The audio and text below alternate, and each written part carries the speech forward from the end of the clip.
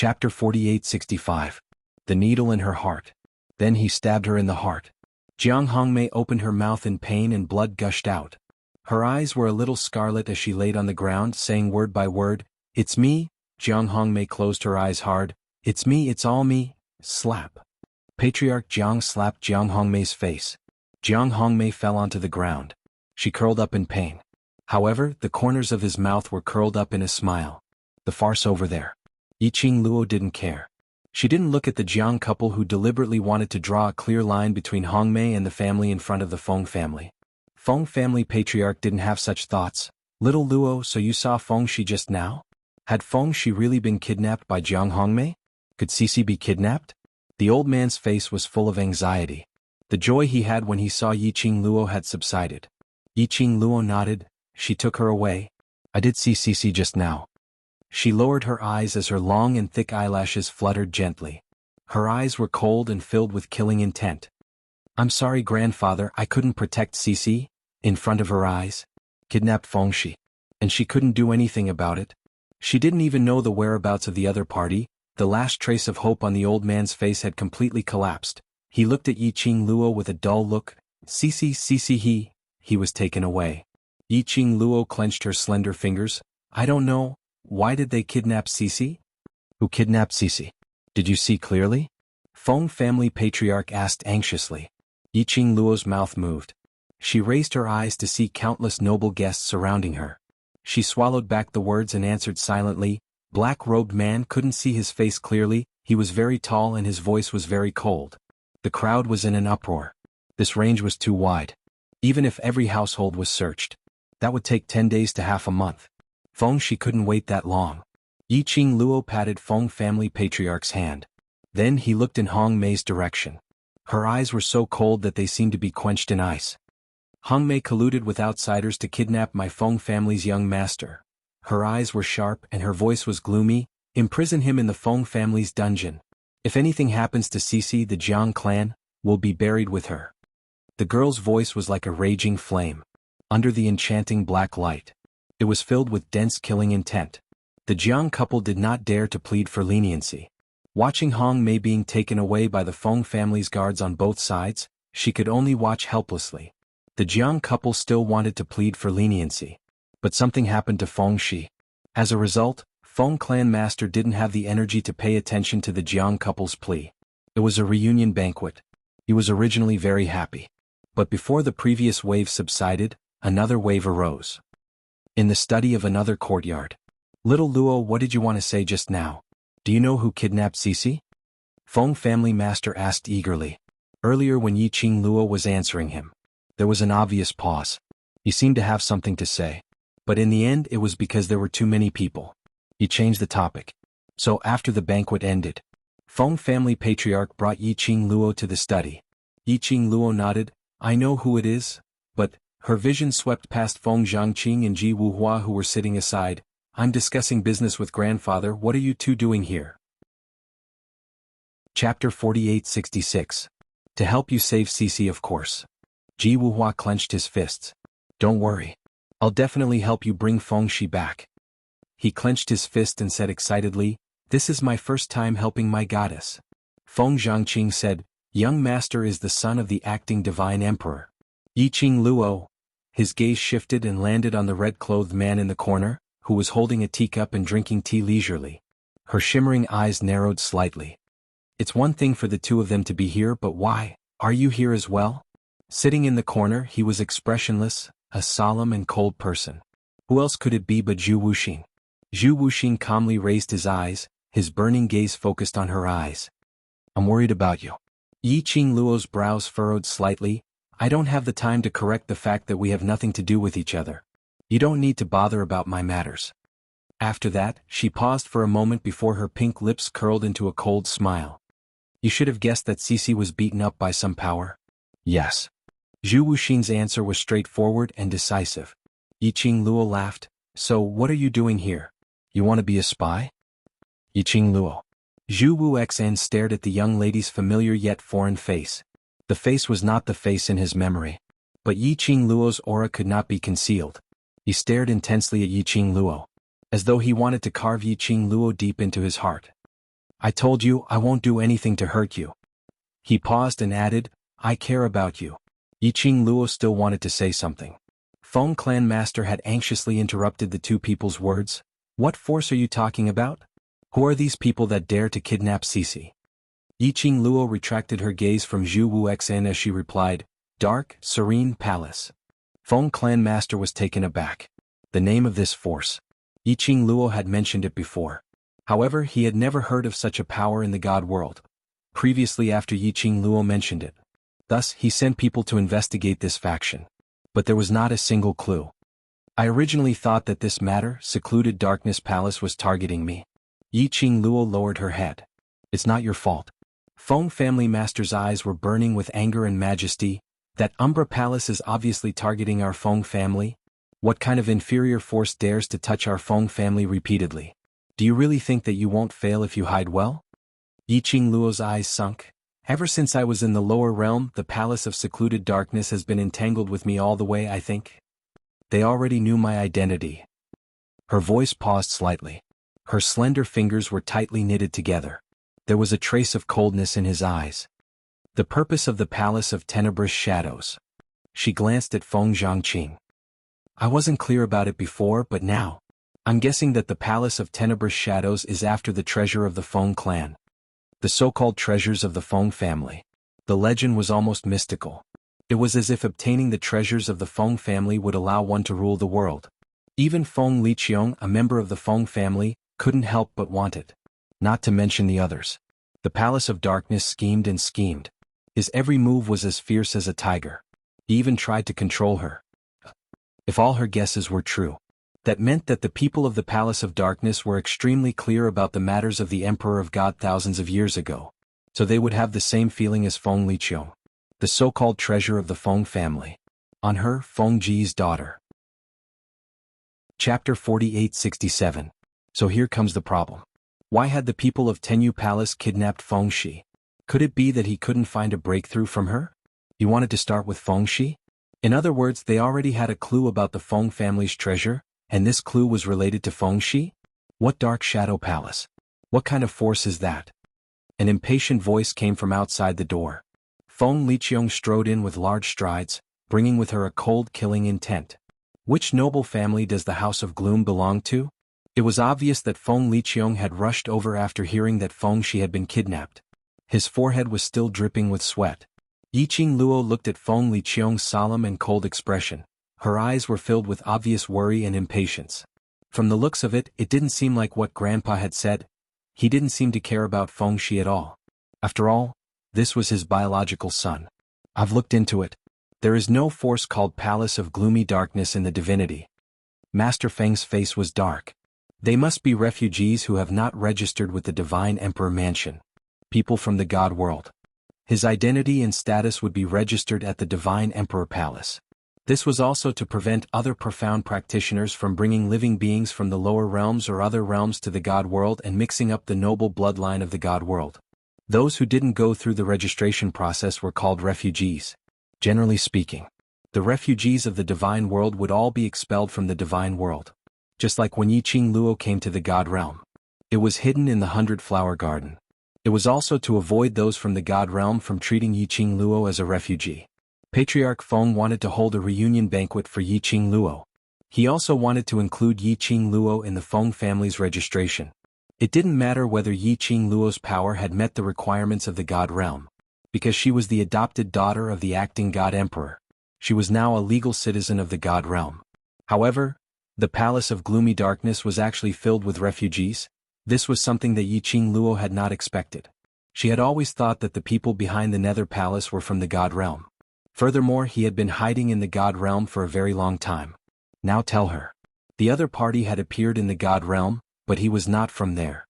Then, where did the Palace of Darkness and the person behind the scenes come from? Yiqing Luo was deep in thought. Feng Liqiong slammed the table. Refugees? What kind of refugees were they to actually form a force in the God world? Why are you targeting our Feng family? His vision suddenly congealed towards Yiqing Luo. The depths of her eyes carried a trace of frosty coldness. You just said that the other party was also after the Feng family's treasures. For now, this is my recommendation. Yiqing Luo nodded. from the Nirvana realm to the current God realm? You have perseverance. If this is a man chasing after a beauty, the beauty will definitely be so moved that she will devote her life to him. Ji Wuhua clicked his tongue and sighed with emotion. I won't. All of a sudden, a cold voice was heard. Everyone turned to the source of the voice. The man in the red robe at the corner put down the cup in his hand and looked at Yi Qing Luo expressionlessly. I followed you from the Nirvana realm to the God realm, but you weren't moved by me. He paused for a moment. He then looked at Ji Wuhua. So your conclusion is wrong. Ji Wuhua, everyone, Yi Qing Luo? Why was it back to her again? The person behind the palace of gloomy darkness is indeed from the God realm. Zhu Wuxen met Yi Qing Luo's gaze and said calmly. The God Emperor Manor has no record of the palace of gloomy darkness. But that doesn't mean that the person behind the palace of gloomy darkness is a refugee. Chapter 48-68. I followed you from Nirvana realm to God realm, but you weren't moved by me. His words paused slightly. He looked at Ji Wuhua again. So, your conclusion is wrong. Ji Wuhua. Everyone. Yi Qing Luo? Why was it back to her again? The mastermind behind the gloomy palace is indeed from God realm. Zhu Wuxan met Yi Qing Luo's gaze and said calmly, God Emperor Manor has no record of the gloomy palace, but that doesn't mean that the mastermind is a refugee. Zhu Wuxan's words made the few of them look towards him. The red-robed ink-haired man's expression was calm and cold. Only when he looked at Yi Qing Luo, his eyes were filled with burning emotions. So intense that it made Feng family's patriarch avert his gaze unnaturally. Yi Qing Luo didn't respond to Zhu Wuxian's gaze. She only glanced at him faintly and looked towards Feng family's patriarch. What he said isn't without reason. After all, Red Clear Pavilion's pavilion master was once a partner of the gloomy palace. There's a possibility that he even knows who the mastermind behind the gloomy palace is. Partner? Red Clear Pavilion's pavilion master had once worked with the gloomy palace. What kind of powerhouse is the other party, even the Red Clear Pavilion's pavilion master? Would work with him? Feng family's patriarch and Feng Liqiong's expressions changed slightly as they looked at Zhu Wuxian with a questioning gaze. Zhu Wuxian frowned slightly, as though he was unhappy with their gazes. But his expression didn't change at all as he replied calmly, I have long cut off all relations with the gloomy palace. His gaze was like a torch as he stared at Yi Qing Luo. I said before, I will absolutely not do anything that will hurt you. It was a sincere and intense confession, which made Feng family's patriarch and Feng Liqiong feel awkward. The atmosphere became extremely strange. They only wanted to find out what kind of powerhouse the gloomy palace was. But Zhu Wuxian seemed as though he couldn't see their existence. He had completely ignored them. Just as Feng Liqiong couldn't suppress the impatience in her heart and was about to explode. Zhu Wuxian expressionlessly looked towards their direction. His clear black eyes were filled with coldness. He calmly looked at the two of them and replied, We've worked together before, but we've never seen each other's faces or fought against each other. He paused for a moment before continuing, The other party is very strong. That cold and indifferent attitude, and that concise and comprehensive explanation. Evidently, Zhu Wuxin really didn't want to bother with them. It was only on account that they were Yi Qing Luo's relatives. He answered them reluctantly. However, to be able to make the pavilion master of the Red Clear Pavilion say the word, very strong. The other party, was truly powerful. Feng Liqiong waved her sleeve. A ghostly voice came from the darkness. He then knelt respectfully in front of Feng Liqiong. Go, investigate the situation of the nobles and the stronger profound practitioners as soon as possible. Feng Liqiong ordered. Yes. The Shadow Guard accepted the order. Regarding the investigation of the Palace of Darkness, he could only wait for the results of the investigation. Only then would he know where Feng Shi had been taken. Feng Liqiong left in a hurry. Yi Qing Luo comforted Patriarch Feng with a few words and asked Granny Feng to support him back to the room to rest. She then got up and left the main hall. Zhu Wuxian followed closely behind as he walked forward. Hey, why are you following my goddess for? My goddess is mine. Ji Wuhua instantly stood up and chased after him. Chapter 48-69. No, it doesn't look like it. Ji Wuhua shook his head. Feng Zhangqing pressed her down on her seat. Since Miss Qing Luo will not be bullied, why do you need to go over? Of course Ji Wuhua wouldn't say that it was because he wanted to eavesdrop on them, to find out what was the relationship between that red clear pavilion's pavilion master and Miss Qing Luo. His mind spun quickly as he changed the topic and stared at Feng Zhangqing. You're now the appointed young Miss Qing Luo's fiancé. Aren't you worried that young Miss Qing Luo will be snatched away by Red Clear Pavilion's pavilion master? He touched his face and sighed. I originally thought that there wouldn't be a second man in the world who could be more handsome than me. Now, the Scarlet Clarity Pavilion's pavilion master doesn't want to admit it, but he has no choice but to admit that he's better looking than me. Ji Wuhua mournfully covered his own face once again. He's even better looking than me. What if Miss Qing Luo falls in love with him? What should I do? What should you do? Feng Zhangqing looked at the drama queen Ji Wuhua as his gentle brows revealed a sliver of helplessness. Since Miss Qing Luo didn't like the Red Clear Pavilion's pavilion master right from the start, then she wouldn't accept him in the future. As for me, I'm just following the arrangements of the acting god emperor. But Miss Qing Luo will not agree to this marriage, so I'm not considered as Miss Qing Luo's fiancé. Miss Qing Luo is so pretty and has such a personality. Do you really not have any feelings for her? Ji Wuhua's face was filled with suspicion. Feng Zhangqing shook his head and said, the one I love is not her. Ji Wuhua's eyes suddenly lit up. You actually have someone you like? Then who do you like? Could she be even more beautiful than Miss Qing Luo? No. Feng Zhangqing continued to shake his head, but he didn't say a word about the person he liked. Ji Wuhua stared at Feng Zhangqing for a long time. Suddenly, he crossed his arms in front of his chest, his face full of shame and indignation. You, the person you like, could it be me? Feng Zhangqing. Scram. He walked out of the hall. Yi Qing Luo then walked towards the room that her grandfather had arranged for her in the courtyard. Grandfather had already been worried sick about the reunion banquet. Then Feng Shi's abduction. Grandpa was under too much pressure.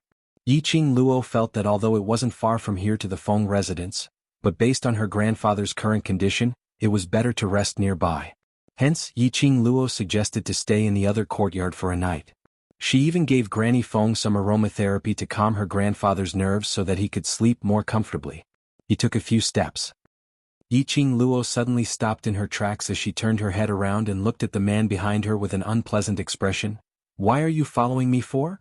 The red-clothed, black-haired man was expressionless. A pair of eyes that were as calm as an ancient well, like an emotionless crystal. Sparkling and translucent, beautiful, beautiful. However, it did not have the slightest luster of a soul. He gazed deeply into her face. We haven't seen each other for a long time. Yi Qing Luo took a deep breath. When we were in the lower realm, wasn't what I said clear enough? Very clear. Zhu Wuxin said calmly, you said that it is your right, but whether or not I continue to like you is my right. He narrowed his eyes slightly. Yi Qing Luo, you've been in the god realm for such a long time that man has not come looking for you? Yi Qing Luo's face turned cold. This has nothing to do with Master Zhu, right? Yes. Zhu Wuxin's voice was a little chilly when he spoke words of love. Everything about you is related to me. Chapter 4870. Yi Qing Luo. She pursed her pink lips, not wanting to waste her breath talking to him about, give up on her, don't pester her, etc. etc. Anyway, Zhu Wuxian's paranoia was already beyond cure. He wouldn't listen. She might as well ask directly, why did you come to God Realm? Because of you. Zhu Wuxian gazed deeply at her. I know you came to God Realm, so I came. Not waiting for Yi Qing Luo to say a word. He continued, I knew you came to God Realm, so I specially followed you here. But Diamo Shen didn't. His lips seemed to curl up slightly. It made that cold face reveal a gentleness which didn't match his character. This is enough to prove that to him you're not the most important. He put on a very happy look. Yi Qing Luo, only I really like you. Saying that, Zhu Wuxian took a step closer to her. He stretched out his hand towards her, as though he wanted to hold her wrist. Yi Qing Luo immediately took a step back as her eyes sunk slightly. Zhu Wuxian, I don't want to talk nonsense with you. Zhu Wuxian's body stiffened as though he had suffered a blow as his arm drooped down bit by bit. His eyes were as deep as water as he stared deeply at Yi Qing Luo. Looking at him, it indeed made one's heart ache. Nonsense. To you, my feelings towards you are just nonsense? Zhu Wuxian scoffed lightly as his eyes turned frosty. Yi Qing Luo's expression was calm as she didn't have any intention of being moved as she spoke calmly. Zhu Wuxian, I respect every single feeling and respect your obsession towards me. But this obsession of yours has obviously troubled me. Her eyes were very faint as her long and narrow eyes were without any ripples. Since you don't respect my answer to you, then I don't need to respect your obsession. Zhu Wuxian's pupils seemed to be surging with waves. One wave after another surged wildly. In the end there was no sound. Yiqing Luo's fingertips gently brushed past the hair on her forehead as her peerless brows were indifferent. I'm very grateful for your worry and concern towards me, but I don't need it. Her gaze was cold as she calmly met Zhu Wuxian's serene and lifeless eyes. If you came to God realm because of me, then now you can leave. Yiqing Luo. Zhu Wuxian's tone was slightly angry. His cold and emotionless face was dark and gloomy. I knew long ago that you weren't her. That she was naturally referring to the Shaoqing Luo who once gave little Chu heartless warmth. Yiqing Luo didn't have any other expression, only looking at him quietly.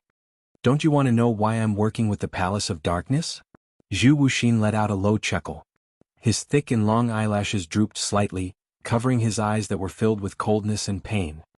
Because the Palace of Gloomy Shadows promised me that they would help me summon back the soul that originally belonged to her, and let her, who has me in her heart, return to my side. Zhu Wuxian's words made Yiqing Luo's pupils shrink slightly. Zhu Wuxian's expression did not seem to be lying. That also meant, actually, the people of the Gloomy Palace already knew her true identity. Did he know that there was another soul in her body? Even this kind of thing, does the Palace of Gloomy Darkness know about it? As for the Dark Abyss Palace, how did she know about something that only she and Axian knew? Initially, I really hoped that she could come back. Zhu Wuxian's deep and low voice entered her ears once again. He sneered as his tone was filled with ridicule, but later on, I dispelled this idea. Chapter 4871. Zhu Wuxian raised his eyes, his gaze was burning as deep as a cold lake as he stared at her without blinking. I hope the person who remains in this body is you. The man's voice was icy cold. She couldn't tell whether he was happy or angry, but it still made Yiqing Luo's heart jolt. You said, I like you because of my obsession. Zhu Wuxian's thin lips curled slightly, his cold face revealed a faint smile. Then now, do you feel it's still obsession? Yiqing Luo's pupils contracted slightly. Still, he was unable to answer. She said it was because of obsession. But he had long known that this body of hers had already changed a core, and was no longer the little Qing Luo who gave him warmth in the past, and had been pursuing till now. This really could no longer be considered as obsession towards the past. What he meant was, the person he liked was the current her, and not the past her? Zhu Wuxian's smile didn't diminish, instead it became even more intense. Yes, I like you. Yiqing Luo was stunned once again. After some time she regained her senses as her eyes congealed slightly. Zhu Wuxian. Her voice was very soft. She was obviously close at hand, but there was an inexplicable feeling. Zhu Wuxian inexplicably didn't want to listen to the young lady's later words. But the young lady's voice was heard immediately. No matter if your obsession, is it the past her or me between us, it's impossible. His eyes were like a bottomless abyss, dark and silent. Yiqing Luo continued, moreover, no matter if it's your pleasure or your obsession, it can't conceal the fact that you once made use of my trust towards you, and destroyed the trust one have towards you. Zhu Wuxian, I won't believe you. She turned around as she headed towards her own room. Go back, don't look for me anymore. Her resolute back view without any reluctance. Cold, aloof, arrogant, unattainable. Zhu Wuxian's hands which were hanging by his side tightened. The storm which gathered in his eyes seemed as though it was going to swallow him into the darkness. Until the young lady took a few steps away. His thin lips moved slightly as he spoke out coldly. I know, where is the nearest base of secluded darkness palace in God realm? The slender figure in front of him suddenly stopped. Night. The moonlight was cold and gloomy. It was as if all the light had been covered. Under the night sky the two figures were like ghosts. Until it stopped outside one of the 5 great aristocratic families, the Jiang aristocratic family.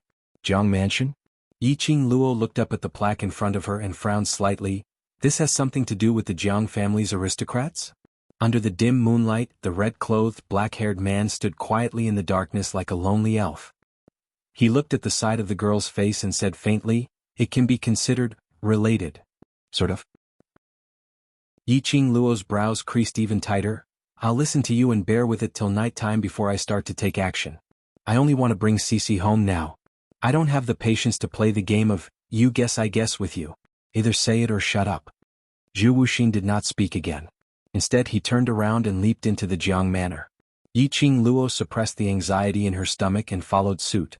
Soon the two of them quietly approached each other, in the most remote and dark place of the Jiang Mansion's dungeon.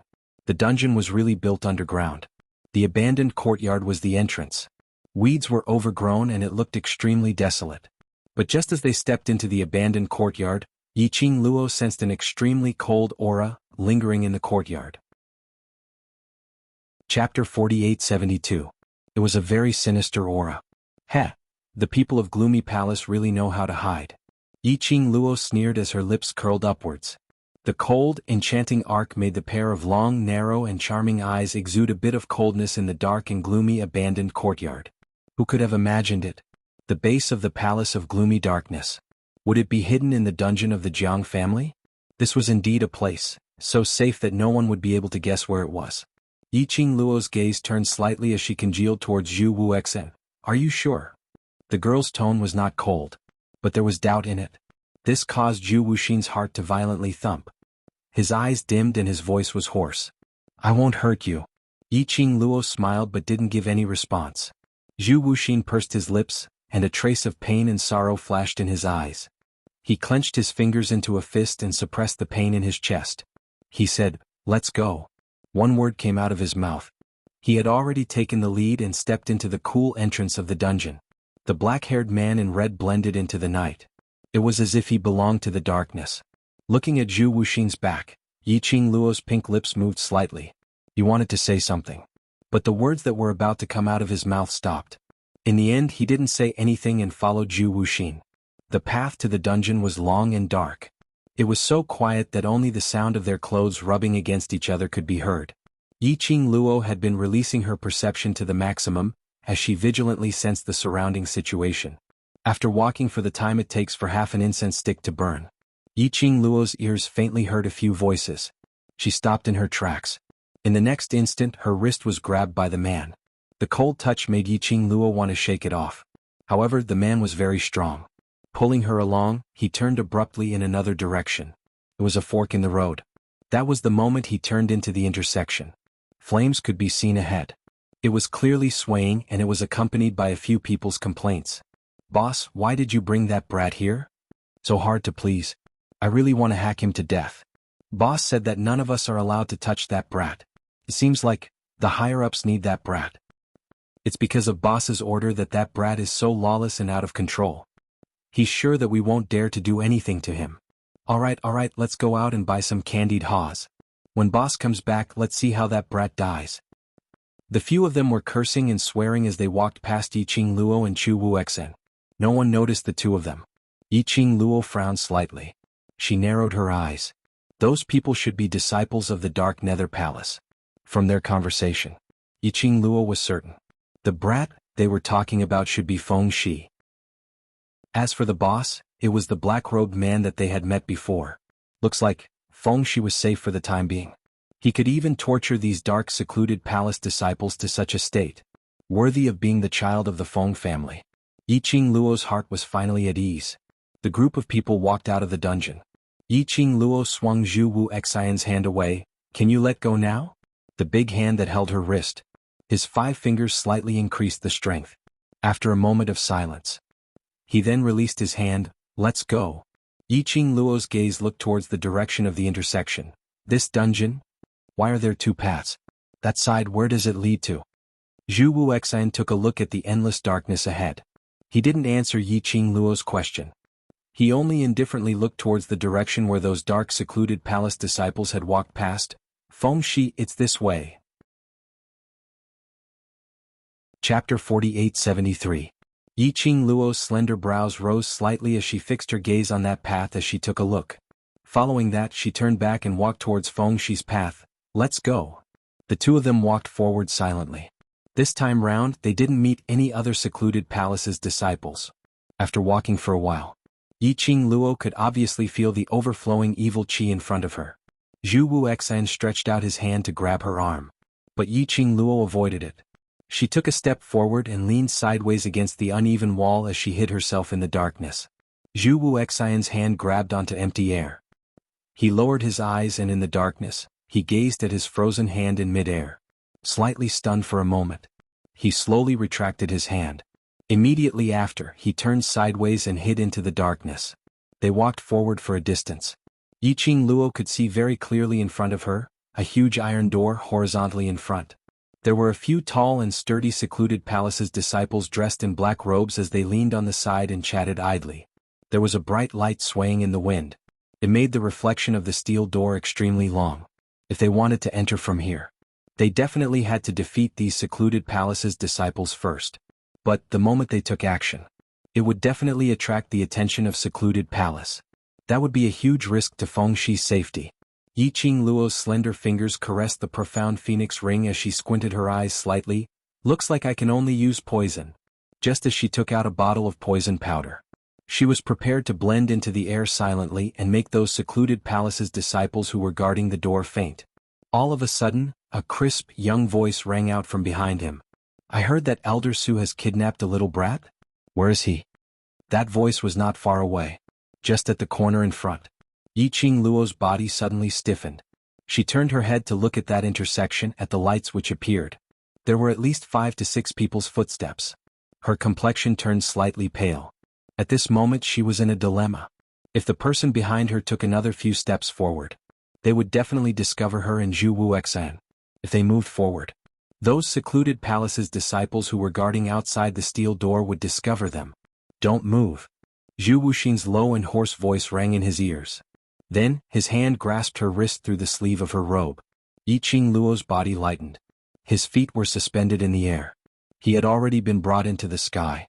This movement was very big. However, Zhu Wuxian controlled it very well, not making any sound at all. In addition, the crisp and tender voice on the other side was still chattering non-stop. It also covered the slight sound of Yiqing Luo's sleeves fluttering in the wind. Perhaps he knew that she did not like his touch. Zhu Wuxian only used the strength of one hand to hook her body and maintain her balance. They weren't close at all. His other hand was tightly gripping the protruding part of the rock wall. Fortunately, the cave was very high up. The two of them leaped into the air and hung on the cliff.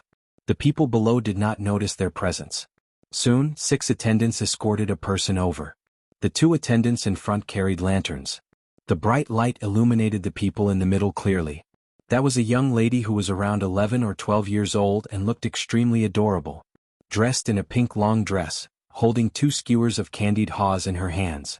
One look and one could tell that she was a pampered little princess. When a row of people walked to the steel door, the few people guarding the door immediately straightened their bodies and bowed respectfully towards the young lady. Princess Linglong. Young lady Linglong waved her hand. Elder Su caught a little brat. I want to meet that little brat. Chapter 4874. This? The secluded palace's disciple looked at each other in dismay as he replied hesitantly. Elder Su had ordered that no one is allowed to go near that little brat. Princess Linglong's expression sunk instantly. What you mean is even I can't do it? Princess Linglong? The secluded palace's disciple's face turned green. Please don't make things difficult for me. Linglong's face was cold as she threw the candied haws in her hands towards an attendant by the side. She hurried past the few attendants and walked towards the secluded palace's disciple. I want to make things difficult for you. What can you do? Linglong placed her hands on her waist in an extremely pampered manner as she raised her chin and walked towards the secluded palace's disciple. Her face was filled with delight. She was relying on the fact that they didn't dare to touch her. And without any scruples, the secluded palace's disciple instantly retreated in a fluster. Princess Linglong, we are only listening to Elder Su's orders. You also know Elder Su's temper. If I ask you to look for that little brat and Elder Su finds out, Elder Su will not blame you, but Elder Su will definitely kill us. If you don't give way, I will kill you right now. Linglong was apparently a spoiled little princess. So arrogant that she was out of control, totally disregarding those secluded palace's disciples who were guarding the entrance. After she finished her words, she raised her hand. Go! The attendants didn't hesitate at all as they walked towards the direction of the secluded palace's disciples. These attendants, apparently all of them had their own unique skills. When they released all the profound energy from their bodies, the entire underground cave seemed to be surging with earth-shattering waves. The secluded palace's disciples were so scared that they were shivering. He was angry and indignant at the same time. But most of them were fearful.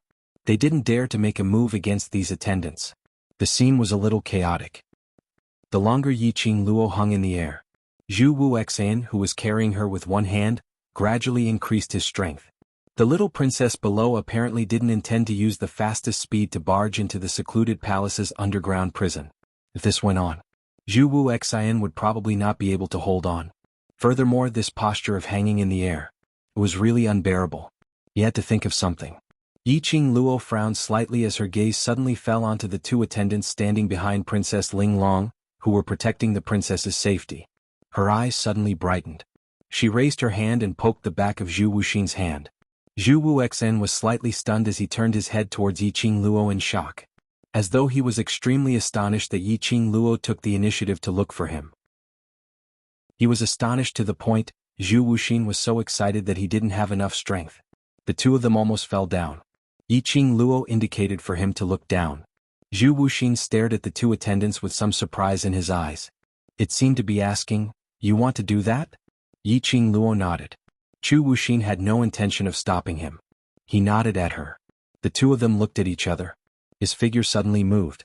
While the attendants and the disciples of the Palace of Darkness were engaged in a chaotic battle, he quietly landed in a tunnel not far away. Then he quietly crept over. Yiqing Luo also didn't know why when Zhu Wuxian sneaked over silently. Those people, none of them noticed his existence or the fluctuations in his aura. But Yiqing Luo knew herself. It was because of this jade pendant which Feng Liqiong gave her. As well as herself, the execution of the blink movement secret art. Yiqing Luo glanced sideways at the man beside her as her eyes squinted slightly, concealing the deep meaning in her eyes. She didn't dare to say, nor did she dare to ask. Chapter 4875. Their movements were almost like clones. He approached the two attendants at the same time. The two of them stretched out their hands at the same time and sprinkled the poison powder on the servant. Then he steadily caught the unconscious attendant and quickly dragged him away. The movements of the two people. Light, slow and fast. He didn't even catch the attention of Ling Long, who had her hands on her hips and was looking at the Palace of Darkness disciple fighting with her attendant. The two of them quickly tore off the servant's coat and covered themselves with it. The people of secluded Darkness Palace all had one thing in common. He was dressed in a long black robe that covered his head. Only the embroidery on the black robe and the unique totem symbol proved his official position and status in the Palace of Darkness. The two of them put on their outer robes. Coincidentally, his entire body was hidden in the black robe. No one could see their faces. No one would recognize them.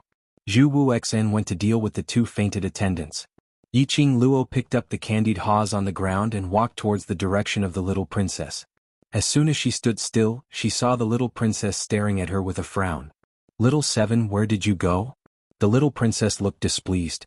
Yiqing Luo adjusted her tone and replied in a low voice, "There's movement over there." "Seven. Is this the code name of the owner of this robe? No wonder you and Lil 6 suddenly went over there." The little princess pursed her lips and said with a look of disdain, "You guys just like to make a fuss. This is my father's secret base. How could there be any commotion?" "Yes," Yiqing Luo replied. The little princess raised her hand and pointed forward. "Don't be lazy. Hurry up and catch those people and throw them away. There is no place in the Palace of Darkness that I can't go." The disciples of the secluded Darkness Palace were no match for the servants. If it wasn't for the fact that the attendants showed mercy and didn't have the intention to kill them, their corpses would have long been strewn across the iron gate. The little princess was about to send more people to beat them up. He decisively let them pass. What a joke. If they didn't let him in again, Elder Su had yet to return. They would really be dead. "Princess Linglong, I know my mistake. I'll bring you to that brat now." A wise man submits to circumstances. After all, the other party was Princess Linglong. Even if Elder Su asked, they were only forced by Princess Linglong's threat and could not do anything about it. Thinking like this, the disciples of secluded Darkness Palace immediately compromised. Then he sent two injured men to lead the way in front of him. Yiqing Luo took a glance at the empty space behind her. Zhu Wuxin had yet to return. He watched as the little princess walked closer to the iron gate.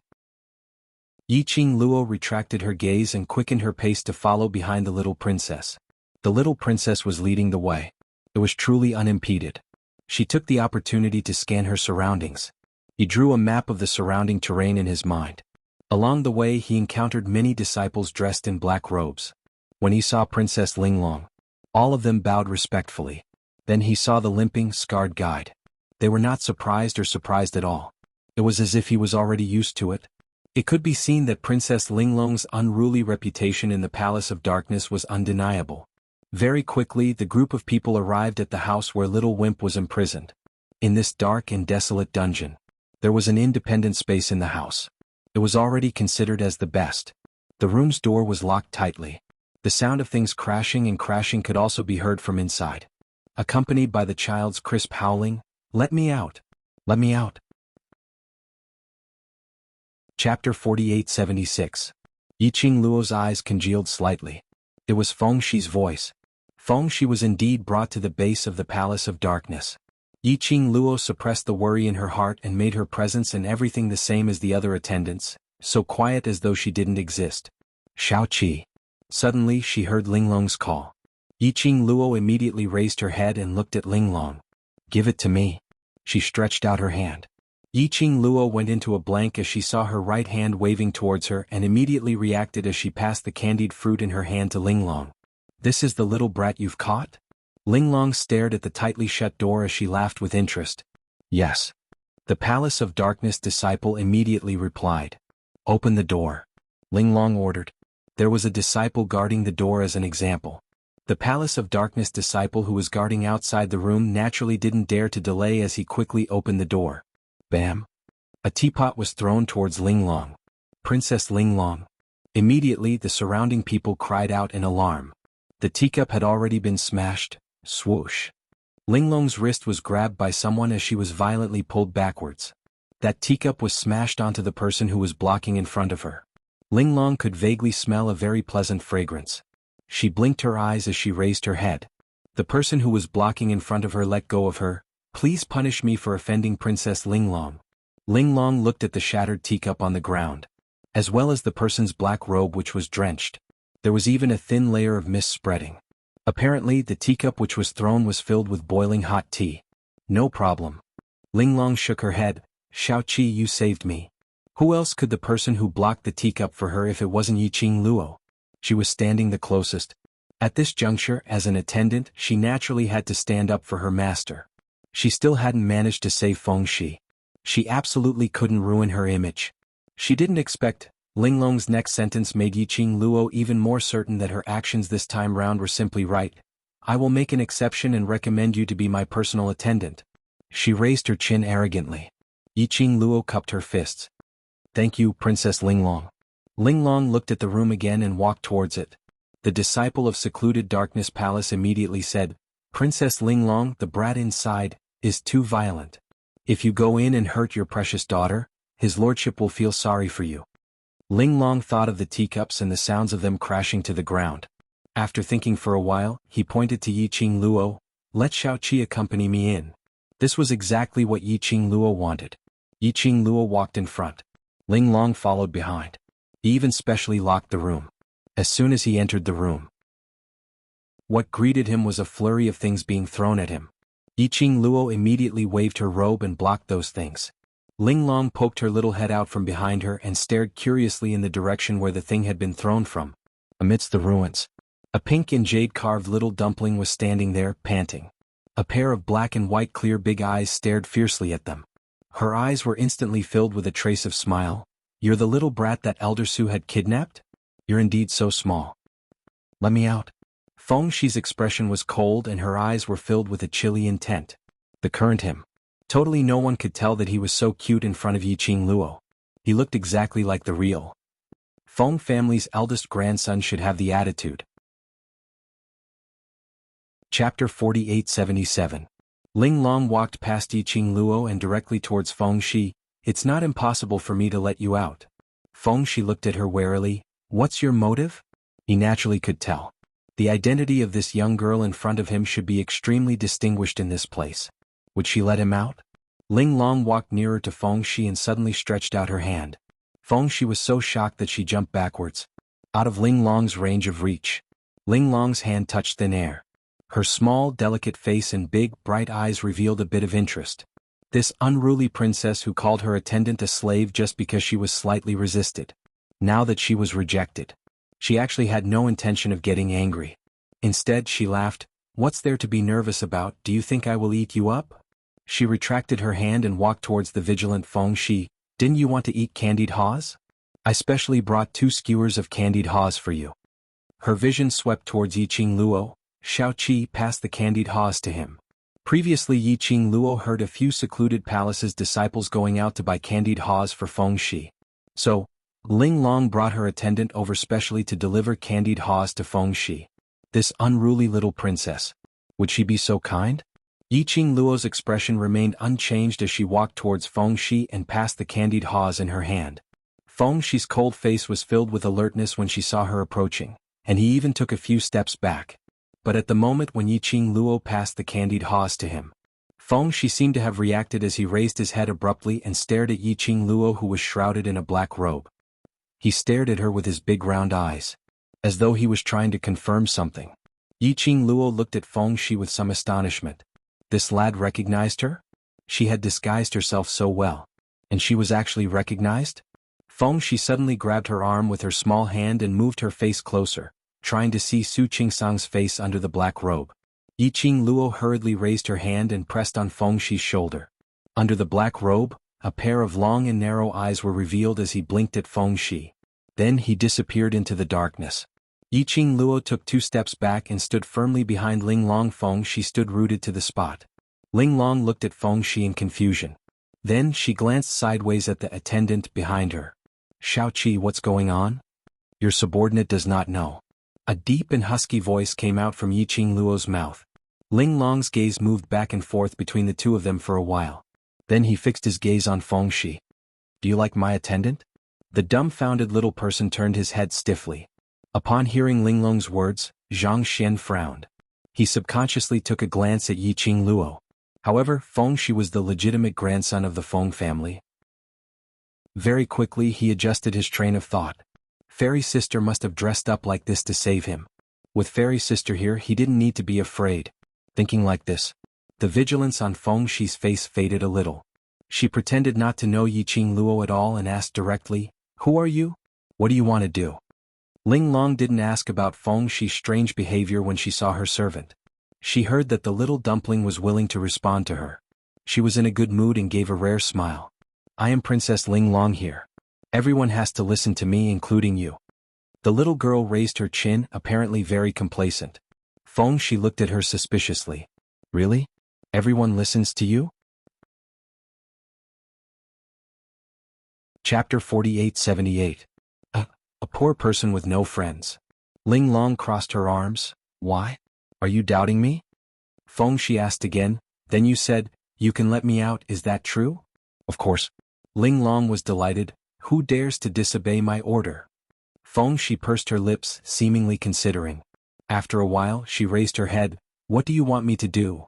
Ling Long walked straight over. Feng Shi took a step back. Then took a look at where Yiqing Luo was standing. Finally, he stood still and let Ling Long put her hand on his shoulder. Ling Long's smile widened. I don't need you to be a master, I just want you to play with me. Feng Shi. Play? Did he hear it wrong? This little princess actually wanted him to play with her? Play what? Play with his life? Ling Long looked at the lad's shocked expression and smiled calmly. Yes, this princess wants you to play with this princess. Feng Shi stood still. From the corner of his eyes, he glanced at the small hand on his shoulder. Fair and slender. It looked even smaller than his hand. He swallowed. How do you want me to play with you? Play with me like how you usually play, said Ling Long. Feng Shi was stunned, her face drooping. I don't have friends. Ling Long was stunned too. A look of disappointment appeared on her delicate and pretty little face. You are the same as this princess, a pitiful person without friends?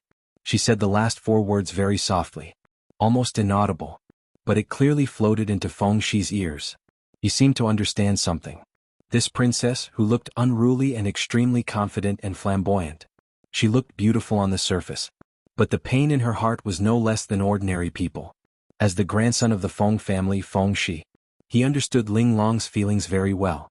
They were high up and unreachable. They wanted something. As long as they asked, someone would do it for them. But It wasn't them who worked hard for what they wanted. What was the point of such a life? No friends around him? No, there were some. It was just that those so-called friends were only getting close to him because of the warnings of the elders of the family. Actually, those people must hate him. She didn't want to play with him at all. He has no friends. Apart from Grandpa and Granny Phoenix, there was only boundless loneliness left in his life. Presumably, Princess Linglong was probably the same as well. He was only 6 years old. However, his mentality was like that of an old man in his 70s. Feng Shi blinked her big eyes and looked at Linglong seriously. If you keep your word, I can be your friend. Linglong's eyes lit up. You're the one who said it. Then we are friends now. Yiqing Luo? He looked at the two children in the room with a dumbfounded expression. They shook hands and looked at each other. Then, they played together. Yiqing Luo, since when did her Cici become such a brat who easily messed around with others? What happened to being autistic? His mind was flooded with messages. Yiqing Luo didn't show it on her face. Looking at the two little ones, they laughed and played around. She slowly walked to the door and stood still, acting as a backdrop. This was also to prevent anyone from coming in. Interrupting her Cici's honey trap, to cultivate feelings with Linglong. Chapter 4879. Outside the door, they could faintly hear the voices of the secluded palace's disciples or attendants. Princess Linglong seems to be smiling very happily? That wimpy brat is so hard to please. Why is he not making a fuss now? Why is Princess Linglong looking for that wimpy brat? Why is it so lively inside? This is the first time we've heard Princess Linglong smiling so happily. The secluded palace's disciples were also gossipy. Perhaps it's because Princess Linglong had never seen anyone younger or similar in age to her. An attendant spoke calmly. Princess Linglong heard that Elder Su had kidnapped a child, so she hurried over. That attendant paused slightly before continuing. She heard that the other party wanted to eat candied haws, so she brought her favorite candied haws along. The secluded palace's disciples nodded their heads in realization. That's true. His lordship had never allowed Princess Linglong to interact with the outside world. Princess Linglong indeed had never interacted with anyone other than us. No wonder Princess Linglong took the initiative to look for her. Forget it, it's just two kids and Xiaoqi is guarding over there, so nothing will happen. Let Princess Linglong play with that wimpy brat for a while. Yiqing Luo heard those people's discussions outside the door as her slender eyes squinted slightly. Then he shifted his gaze to the smiling Linglong. She sighed. This Linglong should be the daughter of the mastermind behind the secluded palace? And the mastermind behind the secluded palace valued her a lot. Otherwise, she wouldn't have been nurtured into such a character. But keeping her in the secluded palace, not allowing her to come into contact with the outside world. This was like keeping a canary in a cage. Was it really, purely because of care? Yiqing Luo didn't quite understand this care. Look at the current Linglong. She was so adorable and her smile was beautiful. Her mannerisms, speech were all spoiled and willful. Probably because of the circle she came into contact with. Only the secluded palace. And the people in the secluded palace were all respectful towards her. So much so. When Linglong saw that Feng Shi was treating her differently from the others, she couldn't help but feel a chill run down her spine. Not only would she not be angry, she felt interesting. Let the two of them play for a while. Yiqing Luo looked around unknowingly, scanning the surroundings. He memorized all the furnishings in the room. In his mind he made a plan to leave. From time to time people would walk past the door. But no one approached the door. Yiqing Luo had not received any news from Zhu Wuxan. About an hour later, the two little dumplings that were playing together were also tired. At this moment they were sitting on the ground with their backs against each other, resting with their eyes closed. It had been a long time since the two of them had such happiness. Just as the peaceful and harmonious atmosphere was spreading intensely, suddenly he heard a low shout, "What are you guys doing here?" Elder Su. The greetings of the Dark Abyss Palace disciples came from outside. Elder Su strode over. "Where is Feng family's tiny tot?" "He's inside." The disciple of Dark Palace answered respectfully. "No, but just stay inside." Elder Su interrupted the disciple and waved his hand. He pushed the door open and walked into the room. Chapter 4880. Elder Su. Yiqing Luo mimicked the greetings from the secluded palace's disciples outside. A black robe covered her entire body, leaving no gap. This Elder Su in front of her. He was the black-robed man who had appeared at the Feng family's courtyard and kidnapped Feng Shi. Elder Su took a glance at Yiqing Luo. "Why are you here?" He didn't wait for Yiqing Luo's reply. He walked straight in. When he saw the two of them sitting back to back, his expression changed. "Princess Linglong, what are you doing here?" This exclamation. It made the two who were tired of playing open their eyes. When Linglong saw Elder Su, a sliver of impatience surfaced on her face. "Elder Su, what are you shouting about? This is my territory. Do I need Elder Su's permission to go wherever I want?" Elder Su's expression froze. "Princess Linglong, I'm just concerned about you." "I'm fine, I don't need your concern." Linglong gave him a disdainful glance. Then she stretched her waist and stood up slowly. Feng Shi also stood up and stared at Elder Su with vigilance. There was a hint of fear on her face. Linglong saw Feng Shi's action and patted his shoulder. "I'm here, what are you afraid of? I will protect you." "Princess Linglong." Elder Su frowned and called out unhappily, "That's the person his lordship wants. This princess likes him." Linglong raised her head. "He belongs to this princess. This princess will ask Imperial Father for him." "Princess Linglong?" Elder Su's expression sunk. "His lordship will not agree to your request. You are Princess Linglong, you shouldn't be involved with these people. Whether he agrees or not is up to Father, it has nothing to do with you." Linglong's expression turned cold. "Or, Elder Su thinks that you can replace Father's thoughts." "I don't dare." When Elder Su heard that, his expression changed as he lowered his head. If he were to wear this high hat on his head, if it reached his lordship's ears, that was regardless of whether he had ulterior motives. Even his lordship would not tolerate him. Linglong snorted coldly, extremely arrogant. Then she raised her chin and asked arrogantly, "What are you doing here? Did Father ask you to bring him over?" "No." The veins on Elder Su's forehead bulged, but he managed to suppress them. "I just came to check on his condition." Linglong raised her brows. "Since Lord Father doesn't intend to summon Cece, then let Cece follow this princess first." "Princess Linglong, you mustn't do that." Elder Su glanced at Feng Shi and said, "His identity is rather special. He's under the strict supervision of the Lord, so there's no room for any mistakes." "You mean to say, something will happen to him if he hangs around this princess?" Linglong sneered. Her exquisite and beautiful face was filled with arrogance. "In your eyes this princess is a troublemaker? This subordinate dares not think so." Elder Su gritted his teeth as he spoke. The expression on his face was frozen. However, the words that came out of his mouth seemed to be for her sake. "This subordinate is just worried that boy is too cunning and will deceive you, your highness, and hurt your heart. But I like him." Linglong had no intention of compromising. As a result, in the end, Elder Su was the only one who compromised. After all, this was the princess that the Lord doted on the most. Elder Su agreed to let Feng Shi follow Linglong. However, it was only limited to this underground palace. Chapter 4881. Elder Su took a step back. Linglong naturally took a step back as well. In this underground palace, so be it. Anyway, no matter where it was, as long as she could play with Cece, it was fine. Linglong didn't care. But Feng Shi's face turned pale. "Princess Linglong, you promised me," she promised to let him go. Why did she agree to Elder Su's words now? The range of activity was limited to this underground palace? What was the difference between locking him up? Linglong held Feng Shi's hand and walked out of the room. The lights in the huge underground palace weren't bright but not dark either. The candles hung on the walls lengthened their shadows. Linglong asked with a serious expression, "Aren't you out now?" "Feng Shi, you tricked me? I like you, why would I trick you?" Linglong frowned. "Didn't I do what I promised you? Let him go." Now he had indeed left the house where he was being held captive. These words, there was nothing wrong with it. Feng Shi pursed her lips, unwilling to speak.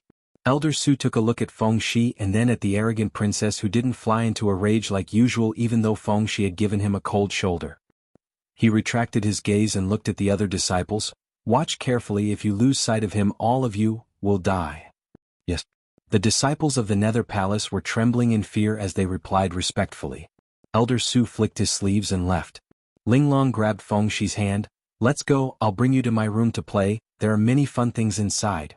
Before she could finish her words, Feng Shi swung her hand and slapped Linglong's hand away. Her little face was filled with anger.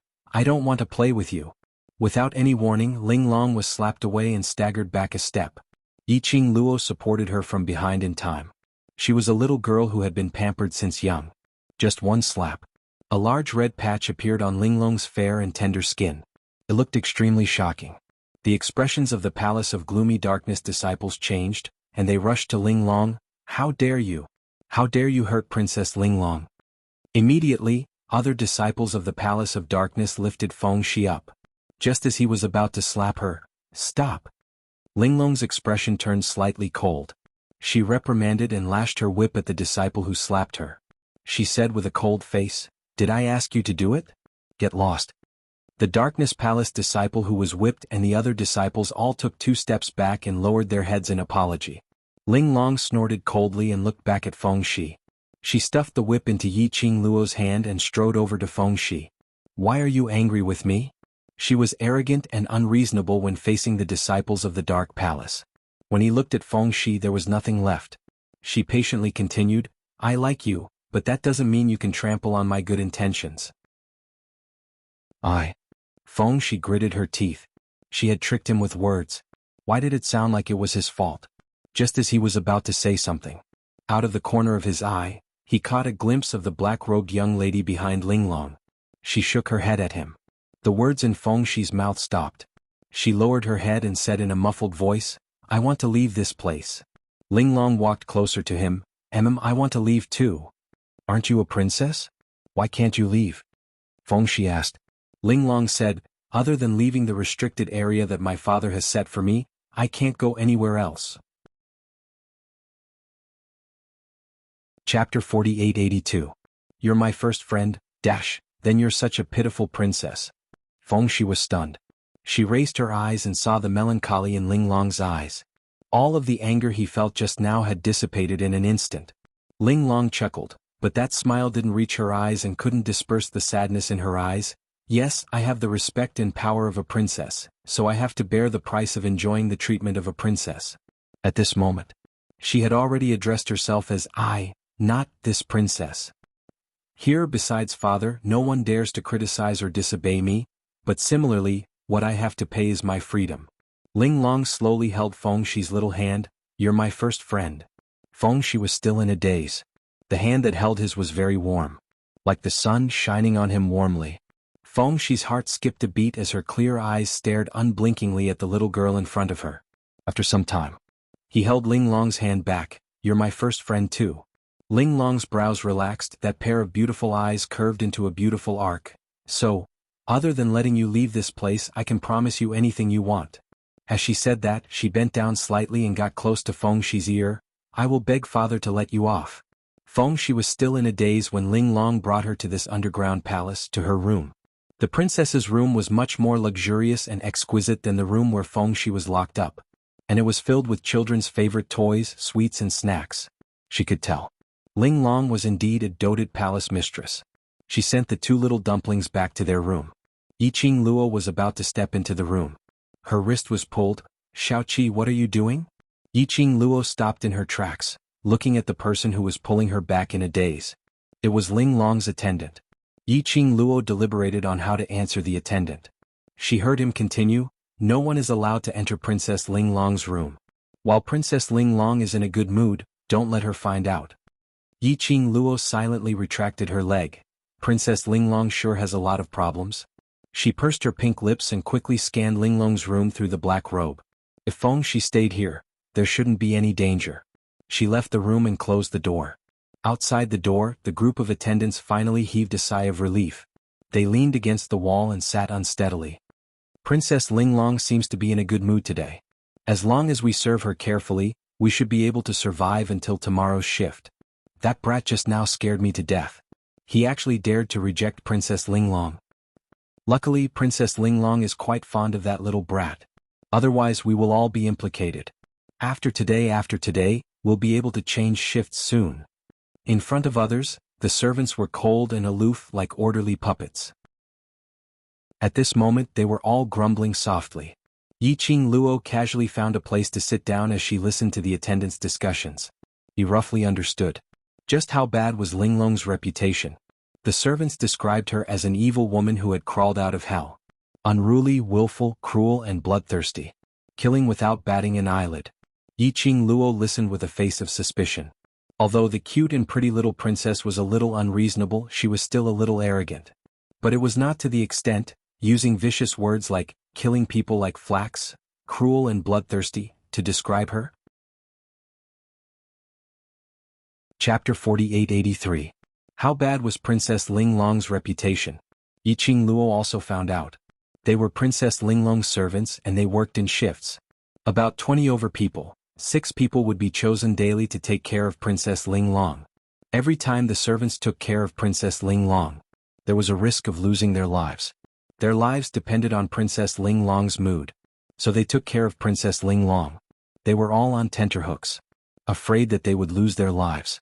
The few of them were ridiculing. Suddenly one of the servants looked at Yi Qing Luo. "Number 7, why are you so quiet today? Aren't you the one who?" said the most powerful. Yi Qing Luo, who was called out. She only wanted to be a quiet background. He was the 7th son of the emperor. Couldn't she know her place earlier? How was she going to maintain her image as the 7th servant? She felt like she was going to fall off the horse. Yi Qing Luo's heart roared as her brain worked quickly, suppressing her voice. Today, Princess Linglong seems to be very happy. That's not true. The servant waved his hand. This is the first time Princess Linglong interacted with a wimpy kid from the outside world. Princess Linglong should have treated him as her little toy. From what I see, Princess Linglong got a new toy and is so happy that she can't bear to part with it. Number 7. Someone came over and sized up Yi Qing Luo suspiciously. Princess Linglong is happy with a new toy. What has it got to do with you not grumbling or being afraid? Even though they were separated by a black robe, Yi Qing Luo could clearly feel the other party's gaze examining her. Yi Qing Luo was extremely calm as her voice was deep. Because I am different from what you think. She waved away that person's hand and looked towards the tightly shut door. Princess Linglong today when she smiles. She looks very beautiful. Servants? So looks were justice? Because Princess Linglong smiled beautifully. So she couldn't even bear to grumble? Suddenly, squeak, the room door was opened. A young girl dressed in an exquisite long dress stood at the door. Princess Linglong. The servants were so shocked that they jumped up from the ground and hurriedly stood up straight respectfully. Linglong's beautiful big eyes stared straight at Yi Qing Luo, unable to tell the emotions within. The attendants held their breaths.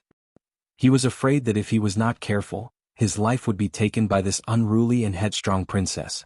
Linglong's vision stared at Yi Qing Luo for some time. You said, "This princess is very beautiful?" Princess Linglong, this is what she said. It has nothing to do with us. The attendants immediately voiced out to clarify their relationship. However, Linglong did not even bother to look at them. He only stared deeply at Yi Qing Luo as he repeated his question. Say it one more time.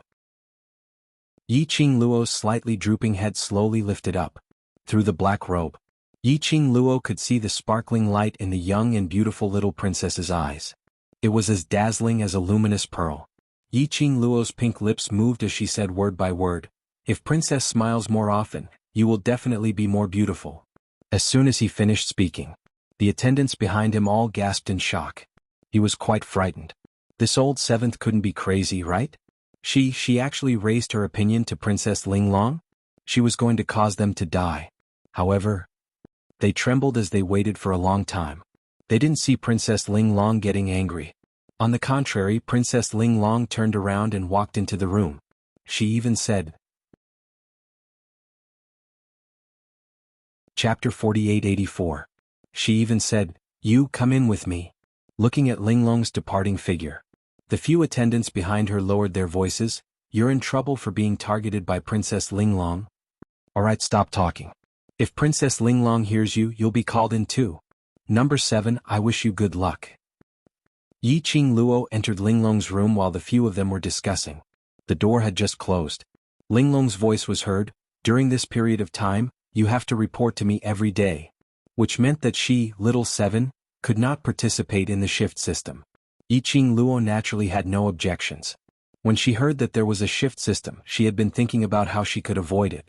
Before she could think of a foolproof way to bring Feng Shi out from the underground palace of the secluded palace.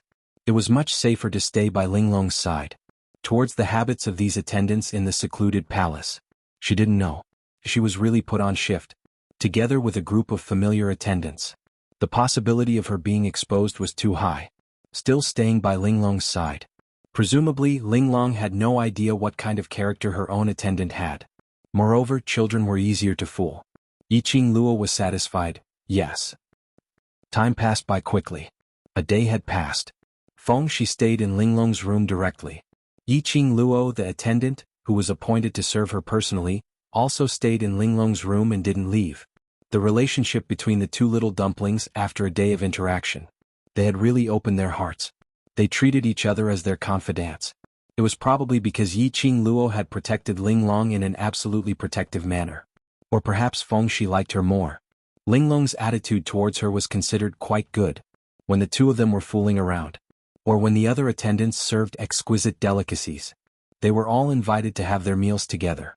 That was for a servant. In the secluded palace, it was the highest honor. The others originally thought that this number 7 was going to be dismembered by Princess Linglong. But they had not expected. In just a short few hours. Number 7 foot had already gained Princess Linglong's recognition.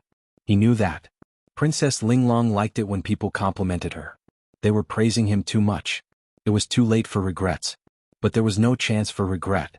On the round mahogany table, the two little dumplings sat side by side, obediently eating the food in their bowls. Yiqing Luo sat beside Fengxi. While serving the two little dumplings. "Cici, do you like the food here?" Linglong asked as she bit her wooden chopsticks and watched Fengxi eat obediently without saying a word. Fengxi put down her chopsticks and wiped her mouth. Then she looked at Linglong and said, "Delicious. If Cici likes it, I'll get the kitchen to make it for you every day." Linglong smiled. Fengxi blinked her big eyes and then lowered her head slightly. "But I won't be able to eat it soon. As long as this princess is around, you can eat whatever you want." Linglong's vision shot towards Yiqing Luo. "Remember what Cici wants to eat, go prepare it." Princess Linglong. Yiqing Luo also put down her chopsticks. Young Master Feng should not be because he wants to eat anything. She didn't beat around the bush as she continued. Young Master Feng is a hostage that Master specially instructed Elder Su to lock up here. A day has already passed, and the Lord should soon send news back and have someone take young Master Feng away. Chapter 4885. That's why young Master Feng feels that he won't be able to eat it soon. After a day of interaction, Yiqing Luo had some understanding towards this unruly little princess. You and her went around in circles. She absolutely couldn't understand the twists and turns. She couldn't figure out what you were hinting at. She could only point it out directly. Linglong then understood. The moment she said that, the entire room fell into silence. Linglong's hand, which was holding the wooden chopsticks, froze as she slammed it heavily on the table. "I will not let father take Cici away." Yiqing Luo met Linglong's sullen gaze as she spoke in a considerate tone. "Princess Linglong, I don't have any other intentions, I just want to remind you. In case Master wants to take young Master Feng away and Princess Linglong can't accept it, thus hurting the harmony between you two. Even if you tell me now, I can't accept it." Linglong's exquisite and beautiful face turned serious as she looked at Fengxi seriously. "I want Cici to stay by my side, to be my playmate for life." Princess Linglong's idea is good. Yiqing Luo's voice gradually became gentle. "But Princess Linglong, have you ever thought?" Under the black robe, the young lady's gaze was very gentle. "Is young Master Feng willing?" Linglong was just about to reply confidently. "How would he dare to not comply with my request? I like him so much, he will definitely like me too, what's there to be unwilling about?" But when she saw Fengxi's slightly gloomy eyes, she swallowed back the words that were on the tip of her tongue. She spat out 3 words, but she didn't say anything else. That's right, how would Cici agree to accompany her in this dark place for life? She couldn't force anyone. But she couldn't force herself to be her first friend, although she had never made friends before. But she also knew that friends couldn't be forced.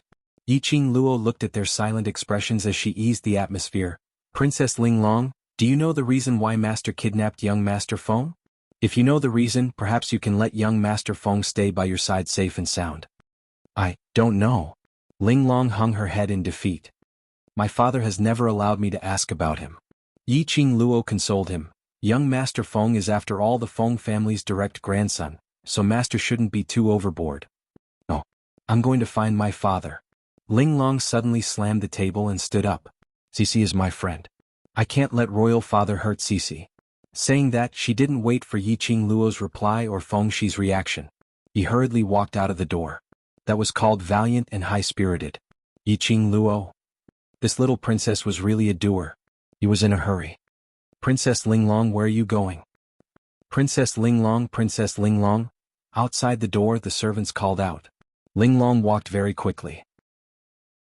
He completely ignored them. The attendants and the disciples of the Palace of Gloomy Darkness who were guarding at the side found it strange. He pushed open the door. He saw Yiqing Luo dressed in a black robe standing beside the mahogany table. Feng Shi, on the other hand, was sitting in front of a table full of delicacies, swinging her little feet. Number 7. The attendant shouted outside the door. Yiqing Luo turned around and said calmly, Princess Ling Long went to look for master and ordered me to look after young Master Feng. This excuse. There was no flaw. The attendants didn't ask any further. They closed the door again and stood guard outside. Fairy sister. There were no outsiders around. Feng Shi immediately jumped down from the chair and hugged Yiqing Luo's leg. Chapter 4886. Yiqing Luo bent over and carried Feng Shi in her arms, sizing him up. Are you hurt anywhere? Feng Shi shook his head. Even if they locked me up, they wouldn't dare to touch me. Yiqing Luo poked his forehead. I heard that you've created quite a ruckus here. In the house where he was locked up, everything was smashed to smithereens. It even made those secluded palace's disciples fly into a rage.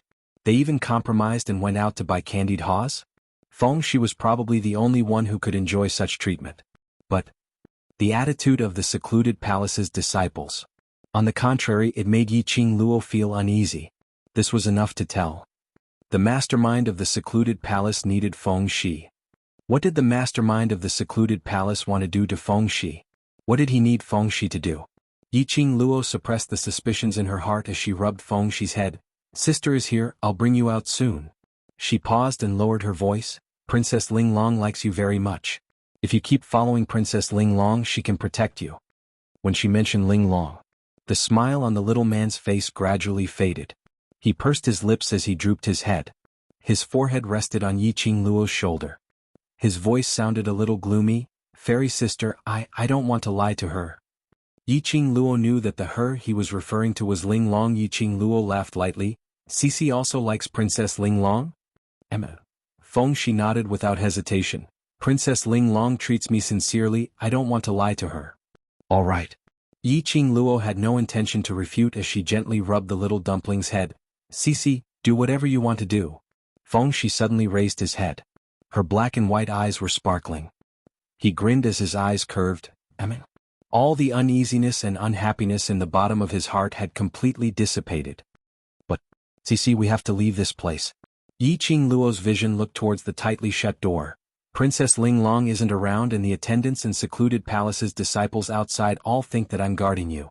This is our best chance to leave. She reached out and pinched Feng Shi's nose. Cici, are you leaving? The smile on Feng Shi's face, which had just appeared, slowly faded away. He looked at Yiqing Luo in a daze. Then he glanced at the room that was filled with Ling Long's aura. He had just made up his mind to reveal his identity and Yiqing Luo's identity to Ling Long. I want to tell her. He also sincerely wanted to be friends with her. I want to tell her. He wanted to take her out of this dark place and let her see other colors in the world. But he couldn't. Even if he didn't know what kind of place this underground palace was. But it was also clear. This place was fraught with danger. Fairy sister came here to save him. He was definitely taking a huge risk. Now was the best chance to leave. I missed it. I'm afraid, it's not just him who can't leave this place. Even Fairy sister would be implicated by him. He could not be so selfish. Although he was small, his thoughts were extremely mature. In the blink of an eye, he used a clear and resolute gaze to look at her. Fairy sister, I'll leave with you. He paused slightly, but before this, I want to tell her that I really treat her as my friend. Yiqing Luo touched his head. Go on. This was the little dumpling's first friend. Chapter 4887. Yiqing Luo couldn't deprive Feng Shi of the joy of making her first friend. And Ling Long, that girl, wasn't a bad person. To Ling Long, Xiao Tuanzi was also her first friend. Yi Qing Luo quite liked that the two of them could play together. It would be best if Feng Shi could change Linglong's spoiled and willful temper. Feng Shi took out a piece of paper and wrote down what he wanted to tell Linglong seriously. Every stroke was written in an extremely serious manner. Until he checked it 3 times. He then put down the pen. He placed the paper that was filled with words under Linglong's pillow. Fairy sister, I'm done. Feng Shi ran back to Yi Qing Luo. Yi Qing Luo patted his little shoulder. Have you decided? Feng Shi nodded vigorously. The little girl's black and white eyes were filled with seriousness and solemnity. I know that Grandpa is worried about me, and I also know that Fairy Sister took a huge risk to save me. I can't be willful and only think about myself. He wanted to accompany his first friend. To accompany the friend who was alone other than him. But now, it wasn't the time. He couldn't because of the importance he attached to friendship. Regardless of the others. He believed Princess Linglong would understand him. Yi Qing Luo carried her with one hand. My little Cece, you've really grown up. She pinched the little boy's face. I'll bring you out now. Hold on tight to me. No matter what happens, don't make a sound, can you do that? Feng Shi nodded vigorously, her little hands circled Yi Qing Luo's neck. Cece will not be a burden to Fairy Sister. Be good. Yi Qing Luo carried Feng Shi and returned to the other side of the room. The Palace of Darkness really loved Linglong to the core. In this dungeon, which should be for the Jiang family's aristocrats, there was an extremely luxurious room specially built. Outside the window on the other side of Linglong's room was a flower bed. Under the bright luminous pearl. Those transplanted flowers were in full bloom, bright purple and red. Extremely beautiful. Behind the flower bed there was a towering wall. Yi Qing Luo brought Feng Shi over the garden and climbed over the wall. When she looked down, below them was a pitch-black tunnel. He seemed to have returned to the tunnel that he had passed through before coming here. The other end of Linglong's room was actually connected to this passage. If he followed the path, he would be able to leave the underground palace. She could leave the underground palace now. However, what about Zhu Wuxin? Hiding a servant for such a long time. With Zhu Wuxin's skills, he shouldn't be discovered by those people from Dark Nether Palace. Even if they found out, he could also escape. However, now she had left with Feng Shi. Would Zhu Wuxin think that she was in this underground palace and was looking for her everywhere? When Yi Qing Luo thought of this, her brows creased tightly into a bundle. How troublesome. Forget it, I'll send Feng Shi out first. Yi Qing Luo took a look at the tunnel below. He was about to jump down. Suddenly he heard a panicked roar from behind him. Oh no! The little brat from the Feng family is gone. And 7th? What happened? Quick! Hurry up and find him. The footsteps of the Dark Abyss Palace disciples and servants got closer. Oh no! They had been discovered. How could it be so fast? Yi Qing Luo's pink lips pursed tightly as she lowered her head to look at the little one in her arms. Cece, hold on tight. Chapter 4888. Feng Shi responded with an N. Yi Qing Luo leaped up and landed lightly on the ground. Following that, she walked along the tunnel. It was pitch black inside the tunnel. She couldn't see the surrounding path. Yi Qing Luo walked a few steps and sensed. Not right. When she came here, she specially constructed a map of the tunnel's topography in her mind as she walked. If she walked through it again, she would definitely feel a sense of familiarity. But the tunnel she was walking on now, the feeling was totally different. This tunnel wasn't the tunnel to leave the underworld. Yi Qing Luo suddenly recalled the fork in the road when she came over. Could it be the tunnel she was walking on now? Was it another fork in the road? But now, it was basically impossible for her to turn back. The Palace of Darkness's disciples would not give her this chance. She could only move forward. Yi Qing Luo walked forward quickly. While she was moving forward quickly, she could clearly hear footsteps from all directions, and the sound of the Palace of Darkness's disciples exchanging information. In front, she could faintly see a bit of light. Yi Qing Luo quietly got closer. To his surprise, he realized that the passageway led to a huge courtyard. In this cold and gloomy underground cave, there was an inexplicable strange feeling. This place. What place was this? In this underground palace. Why did they have to specially build such a courtyard that required so much time, effort, and money? Who was the person who stayed in this courtyard? Yi Qing Luo recalled that Linglong seemed to be the one who came from this tunnel. Could it be? The person in the courtyard was the mastermind behind the Palace of Darkness? Yiqing Luo's eyes wavered slightly. This side. Do you want to go take a look? That's a forbidden area.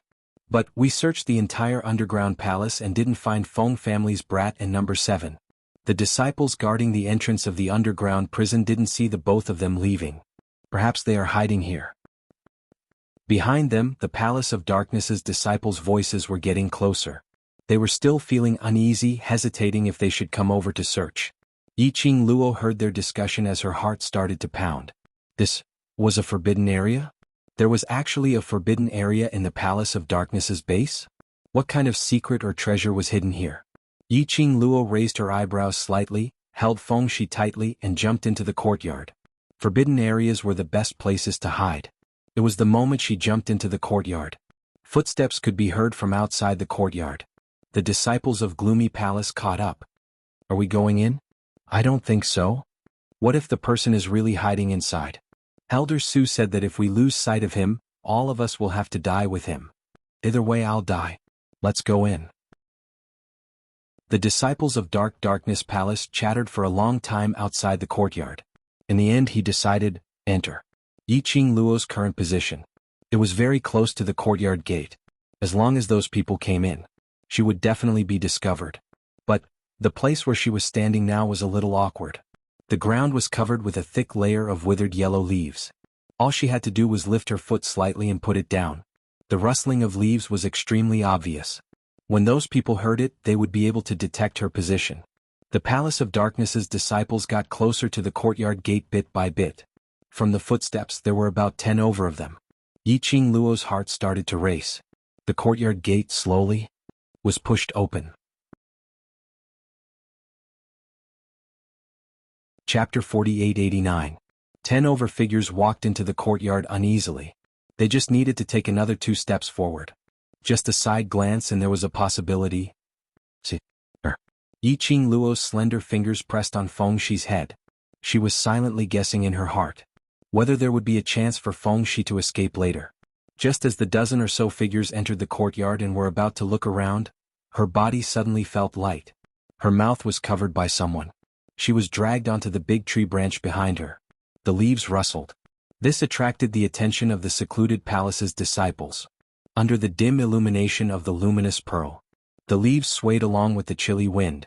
The rustling sound of the leaves rubbing against each other could be heard. Everyone heaved a sigh of relief. It's just the wind, nothing. What nonsense. Yiqing Luo's heart was roaring like a dragon. Her mouth was covered and she couldn't even make a sound. The secluded palace's disciples were still scurrying around. She didn't dare to struggle or move. Until the secluded palace's disciples went around the courtyard and searched one round before leaving. Yiqing Luo then yanked away the hand covering her mouth. Zhuwu-xen, why are you here? She was entirely shrouded in a black robe. Earlier when she was dragged up the tree and covering her mouth, they were all separated by a black robe. But it still couldn't be concealed. A faint plum fragrance. It was a clear and cold aura unique to Zhu Wuxin. Zhu Wuxin held Feng Shi steadily with one hand as he slowly retracted the other. Coincidence? Do you think I'll believe that? Yiqing Luo rolled her eyes. Hiding an attendant, you've already disappeared and now you ran to this secluded area of the secluded palace. Yiqing Luo's slender eyes rose slightly as she tilted her head slightly. On the surface, you specially brought me to the secluded palace's base to save someone. In actual fact, you have your own motive. Zhu Wuxian's thin lips moved as though he wanted to say something. Under the dim and hazy light, that pair of icy cold, deep eyes were tainted with a thin sense of disappointment. But in the end he didn't say anything. As though he silently agreed with Yiqing Luo's words. Yiqing Luo leapt down from the tree and gathered the loose black robe around her. I'm not too concerned about what your motive is. I just want to know, are you going to leave this base of the Palace of Gloomy Darkness? You can't leave now. Zhu Wuxian's voice was very calm. The disciples of Gloomy Palace will seal all the passages. Once you show yourself, you will fall into their trap. He paused for a moment before continuing. You should know very well that the Palace of Gloomy Shadows is best at all kinds of evil forbidden arts. Yiqing Luo's slender fingers clenched. Then we're just going to sit here and wait for death? Zhu Wuxin was silent for a moment. Let's hide here for now. When their guard loosens, I'll go lure them away. This was a forbidden area. The disciples of the Palace of Gloomy Darkness came around. He did not dare to do it a second time. It was indeed a relatively safe place at the moment. But there must be a reason why the Forbidden Grounds are called as such. Yi Qingluo's slender brows creased slightly. Are you sure there's no problem for us to stay in this courtyard? Zhu Wuxin carried Feng Shi in his arms and walked toward the depths of the courtyard. Feng Shi had been taken away. Yi Qingluo had no other choice. She followed Zhu Wuxian's footsteps as they stepped into the depths. In this courtyard there were about 7 to 8 exquisitely decorated rooms. Every single room. The distance between each room was very far, as though it was an independent living space. Yi Qingluo followed Zhu Wuxian and after a few turns, finally they stopped in front of a room. Zhu Wuxian walked in calmly. Chapter 4890. Yi Qingluo looked at him as he opened the room's door with ease. With great precision he placed Feng Shi on a chair in the dark. A strange feeling arose from the bottom of her heart. She frowned slightly as she stared at Zhu Wuxian. This room? Is your room? Zhu Wuxian's figure paused slightly as he poured the tea. But it was only for a moment. He continued to pass the teacup to Feng Shi as he replied, Yi Qingluo, no. Not? Yi Qingluo's expression congealed slightly as a strange glint flashed past her eyes. She originally thought that Zhu Wuxian's room was in the forbidden grounds of the secluded palace. However, Zhu Wuxin denied it. Zhu Wuxian disdained to lie. What he said should be the truth. But if this place had nothing to do with Zhu Wuxian, then why was Zhu Wuxian so familiar with the structure of this room? Apparently it wasn't his first time here. Zhu Wuxian seemed to have seen through Yi Qingluo's doubts. In the dark, his eyes were as deep as the sea as he stared at her without blinking. It was quiet and serene, floating and sinking. This is Gu Jingyu's room. In the dark, the man's voice sounded especially hoarse and ethereal. Yi Qingluo went into a slight daze. Gu Jingyu? The mastermind behind the secluded palace. Disciple? The palace lord on the surface? This was his room? The so-called forbidden grounds in the secluded palace indeed referred to the place where the people with status in the secluded palace stayed, like Gu Jingyu, Ling Long and the like. Then, the mastermind behind the secluded palace? That person can't possibly stay here. Zhu Wuxian opened his mouth calmly as his voice sounded cold. Finishing his words, he sat down on another chair. Gu Jingyu isn't in the base.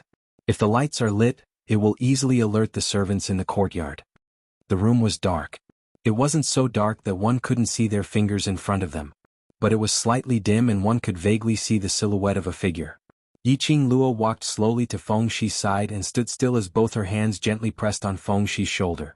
Seeing Feng Shi drinking the tea in the cup, she rubbed his head and asked Zhu Wuxian, "Why do you know this place?"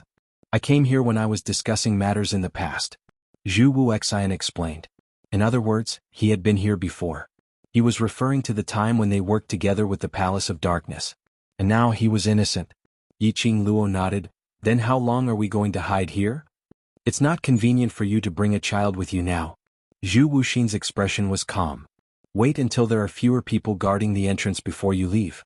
Yi Qingluo pursed her lips slightly and didn't reply. The room fell into a dead silence. Yi Qingluo looked at Feng Shi's exhausted look.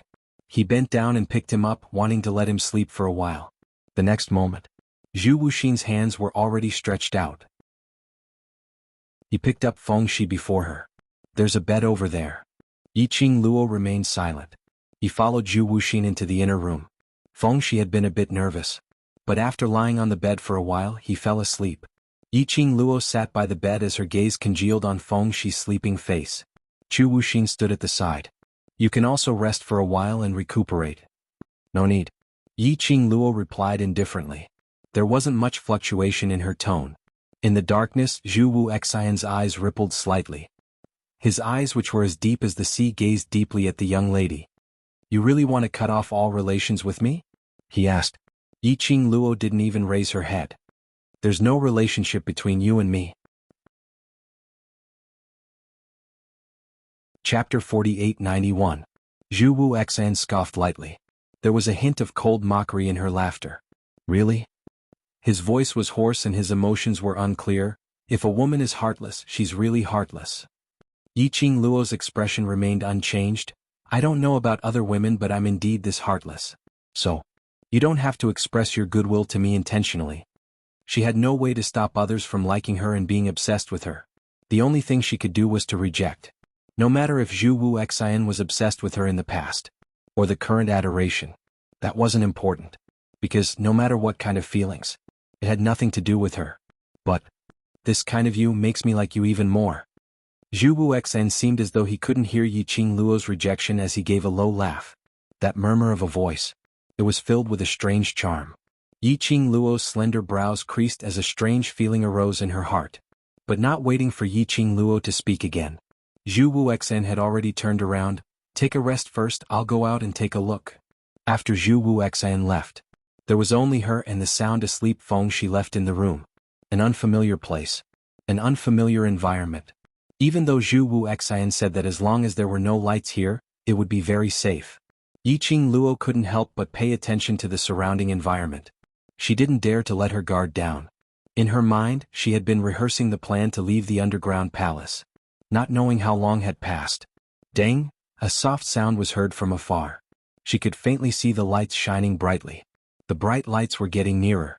Yiqing Luo's heart jolted violently. Someone came. She stood up alertly as she listened sharply to the movements outside. Orderly footsteps slowly got nearer. Yiqing Luo leaned close to the window. She could faintly see about 20 to 30 secluded palace's disciples directly passing by the house she was in as they headed forward. Those secluded palace's disciples' discussions were clearly transmitted into her ears. The underground palace is only so big, we've already searched the entire place and still can't find anyone. Don't tell me they really hid in this forbidden grounds? If they really hid in this forbidden grounds and offended that person in the main house, he would die even worse. That Feng family's disciple, Elder Su, said we must keep her alive. We have to find him before that person in the main house finds out. Just like that, we ran into the forbidden area again. If that person in the main house finds out, I'm afraid we won't be able to escape. What are you afraid of? Don't we have Princess Linglong to back us up? Just as he was speaking, Yiqing Luo heard a familiar voice ringing, search for this princess. Even if we have to dig 3 feet into the ground, we have to find them. That was Princess Linglong. Princess Linglong's tender voice was filled with anger. Her voice was slightly sharp. So what if it's a forbidden area? If Royal Father blames me, this princess will bear the responsibility. Don't let go of any room. He searched every inch of the place. I will make it hard for them to escape even if they have wings. Those angry orders. This made Yiqing Luo's brows creased. From the looks of it, Linglong did not see the letter that Feng Shi had left for her. Linglong felt that Feng Shi had lied to her. Their sincere friendship had been fed to the dogs. So now all he could think of was, he caught her in Feng Shi. Yiqing Luo could sense it. Feng Shi would probably be sad for a period of time. To coax Linglong back would probably be a little difficult. But, before this she had to pay attention. Would those secluded palace's disciples really barge into this room to capture them? If they really came in, where would she hide if she took Feng Shi with her? Chapter 48-92.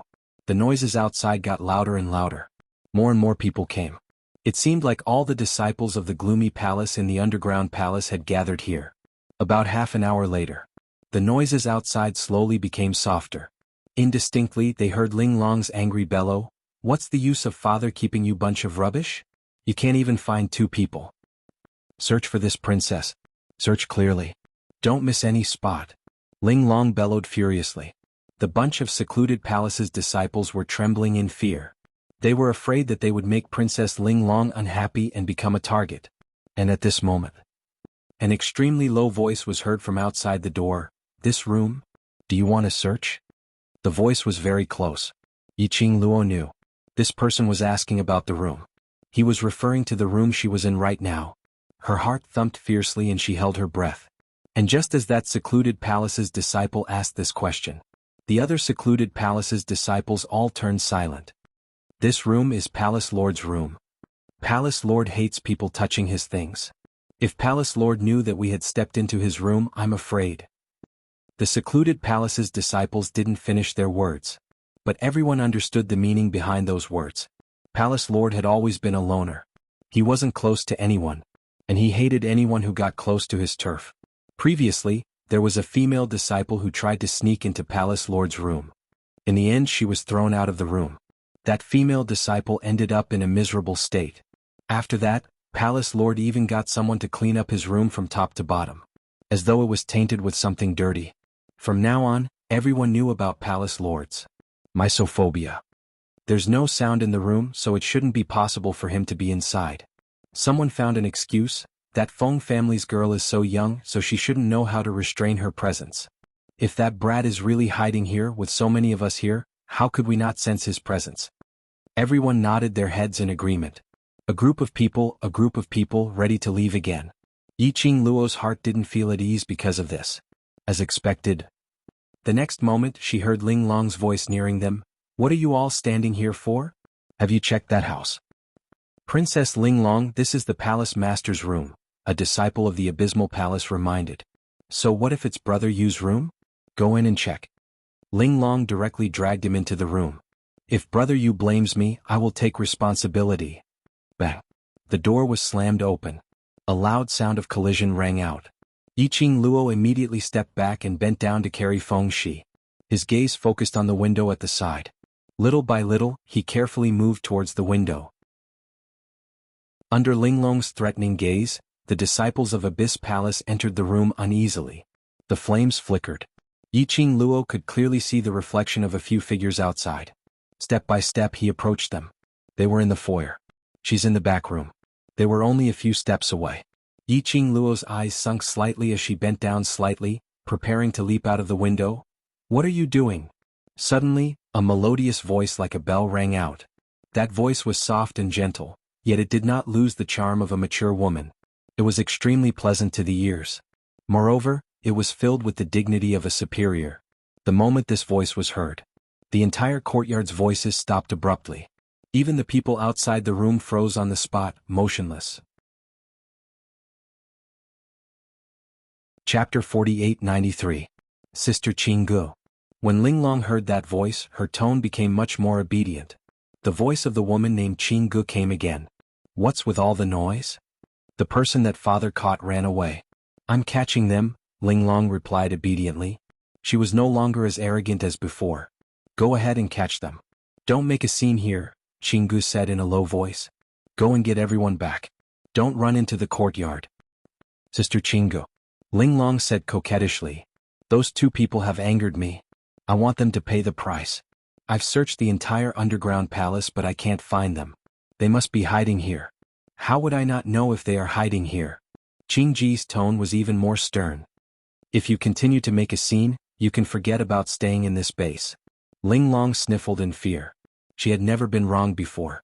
She felt aggrieved and indignant. How could he still care about the respect he had for the other party? Ling Long harumphed.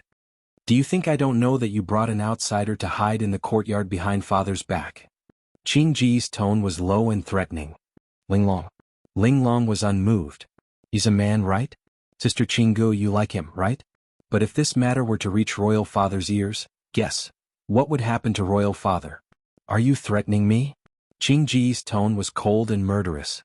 Ling Long was a newborn calf that was not afraid of tigers. She was extremely fearless. I'm merely reminding Big Sis Qing Pigeon that no matter how much Imperial Father dotes on you, he will definitely not allow you to step on his bottom line. Good, very good. If you want to make a scene, go ahead. Qinggu was so angry that she laughed. I'll let you search here. I want to see what you can find out. Qing Ji's words made Ling Long cower. She had forcefully brought the disciples of the Palace of Darkness to search the courtyard. He forcefully led the Dark Nether Palace disciples to search the courtyard. This was already a violation of his father's rules. It was a well-known forbidden area. Only she and her brothers and sisters could enter. The other disciples of the Palace of Darkness, including Elder Su and the others, were not allowed to enter. The other disciples of the Nether Palace, even Elder Su and the others, were not allowed to step in. She wanted to capture them and pretend that nothing had happened. They wanted to pretend that nothing had happened after arresting him. He did not expect to be caught red-handed by the pigeon. If Qing Pigeon told father, no matter how much her lord father pampered her in the palm of his hand, he would probably blame her. Ling Long pondered for a moment. With a wave of his hand he turned around and left. I'm not investigating anymore. Anyway, if he really ran into this forbidden area, Sister Qing Pigeon will have to take responsibility. I have nothing to worry about. With that, he led his men and left the courtyard in a grandiose manner. Silence gradually returned to the courtyard. Those messy auras and noisy footsteps had also disappeared. However, Yiqing Luo held Fengxi in her arms and stood rooted to the ground, not moving at all. Because, she could sense it. The woman named Qinggo. He did not leave. She was still standing at the open door. Even though there was a wall between them. Yiqing Luo seemed to be able to feel that. Qingji's line of sight was directed towards her. Moments later, Qinggu walked into the room. Yiqing Luo's heart jumped. What's the matter? What happened? Suddenly, a mellow voice which was like fine wine drifted into Yiqing Luo's ears in this quiet and spacious courtyard. It was just a simple sentence. It made Yiqing Luo's eyes widen. Her petite body suddenly tensed up. A whirlpool seemed to form beneath her eyes.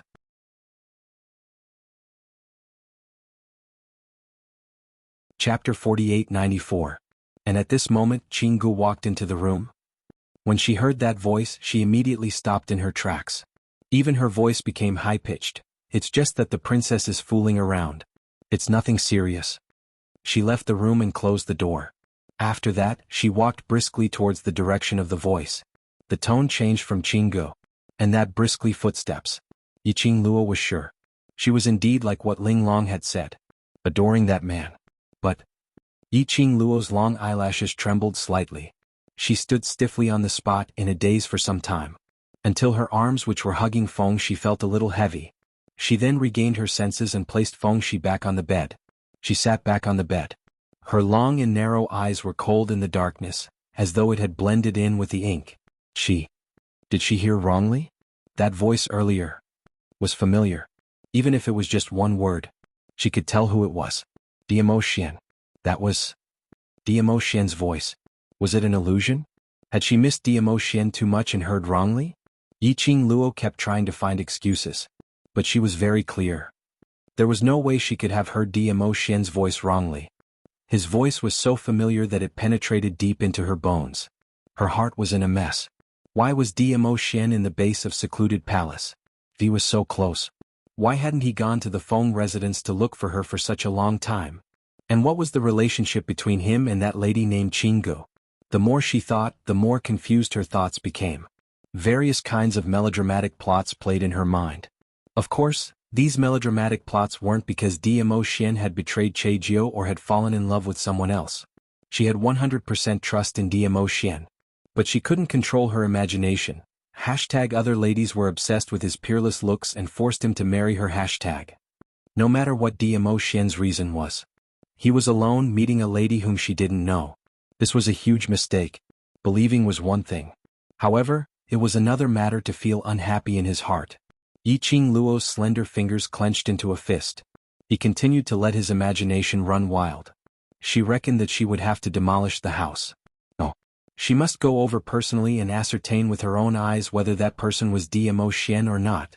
If it really was Diamo Xian, let's see why he's here. Yiqing Luo glanced at Fengxi and tapped her forehead with her fingertip. A faint wisp of profound light seeped into the center of Fengxi's forehead. Then she tucked him in and stood up. He flipped his palm. A snow-white dumpling was standing next to Fengxi. Yiqing Luo patted its head lightly. Chi, I'll be right back. There was that farce just now. If nothing went wrong, this place should be safe. He asked Chi to stay here and watch over Fengxi. If there was anything, she would know in time. Yiqing Luo's figure was like a ghost as she blended into the night. He didn't notice it. At the moment when she left. In a dark corner, a tall and straight figure stood there quietly, staring at the young girl's departing figure without blinking. The wind blows. The man's red robe was like fire rippling. His thin lips curled into a cold arc with a faint smile. He was obviously smiling. But his whole body was emitting a cold intent. Yiqing Luo followed the memory of the voice just now. After Linglong's disturbance in the courtyard. It was very quiet now. There was no sign of anyone. There was no sign of anyone. Yiqing Luo's journey was smooth. There were many rooms here. And they were all pitch black. Chapter 48-95. Yiqing Luo passed through a few rooms. Her gaze locked onto the front. In the middle of the courtyard was the largest and most luxurious house. She could vaguely see the bright luminous pearl light, like a star in the dark night. Was there. Yiqing Luo stared at that huge house. But her footsteps slowly came to a halt. That familiar voice seemed to be reverberating in her mind. Over and over again it reminded her, that was indeed Dmo Shen's voice. Yiqing Luo lowered her eyes, her gaze landed on the red ring on her slender fingertip. One could vaguely see a vivid and lifelike phoenix stretching its most beautiful figure on the blood jade-like ring. She gently stroked the ring. This profound phoenix ring was a mandarin duck ring like Dmo Shen's profound dragon ring. Dmo Shen was really here. The profound phoenix ring should have some reaction. But now, the profound phoenix ring had no reaction at all. This was why. Yiqing Luo curled her fingers tightly. Her gaze was on the profound phoenix ring, quietly staring for a while. She took a deep breath and moved toward the room again without making a sound. Just as she got closer, Yiqing Luo heard a sound coming from inside the room. It was a woman's light footsteps and a gentle and elegant laughter. This laughter was inexplicably piercing. A man and a woman alone in this place. And they were laughing so happily. What was so funny? Yiqing Luo suppressed the surging unhappiness in her chest and calmed herself down. What she heard was false. She couldn't simply imagine. Yiqing Luo held her breath and followed the direction of the laughter to confirm the woman's location. Following that direction, she quietly moved closer. Her movements were very light. While moving, there was no sound at all. She neared the innermost room's window. Yiqing Luo looked through the half-opened window. She saw the bright luminous pearl light spilling out from the window. Yiqing Luo turned sideways and quietly looked through the window at the situation inside the room. Inside the room, the furnishings were elegant and there was a faint fragrance. One look and you knew it was an exquisite woman's study room. The surroundings were filled with bookshelves and all kinds of books. There was a long table that was bent over, and it was filled with books and scrolls. Yiqing Luo's corner. They could only see a fairy-like woman in a long white dress sitting on one side of the long table. Whereas opposite the lady, Yiqing Luo could only see half a side face of the figure. The figure was tall and slender, beautiful and straight like jade. It was just a glance. Yiqing Luo was certain. That guy was Hera Xian. Damn it. Hera Xian was meeting girls behind her back. Should she rush in and catch the woman? Or should she squat outside and watch what kind of shady business they were doing behind her back? In Yiqing Luo's heart, it was as if 10,000 horses were galloping and roaring. That little princess is very willful. I'm sorry for disturbing you. The woman spoke in a gentle and graceful manner. Her eyes flickered, and her expression was full of tenderness and affection. Yiqing Luo's fingers tightened. He had the urge to strangle that woman. The man didn't even raise his head as if he didn't see the woman's flirtatious gaze. He lowered his head and searched through the books and scrolls on the table. His slender, jade-like fingers stirred the chaos on the table. It's fine. Two cold and indifferent words. But it made Qing Ji's eyes gush with joy, but she pretended to be reserved and tried to find a topic. I heard that the Lord kidnapped the young master of the Feng family and was rescued by someone. That little princess must be furious.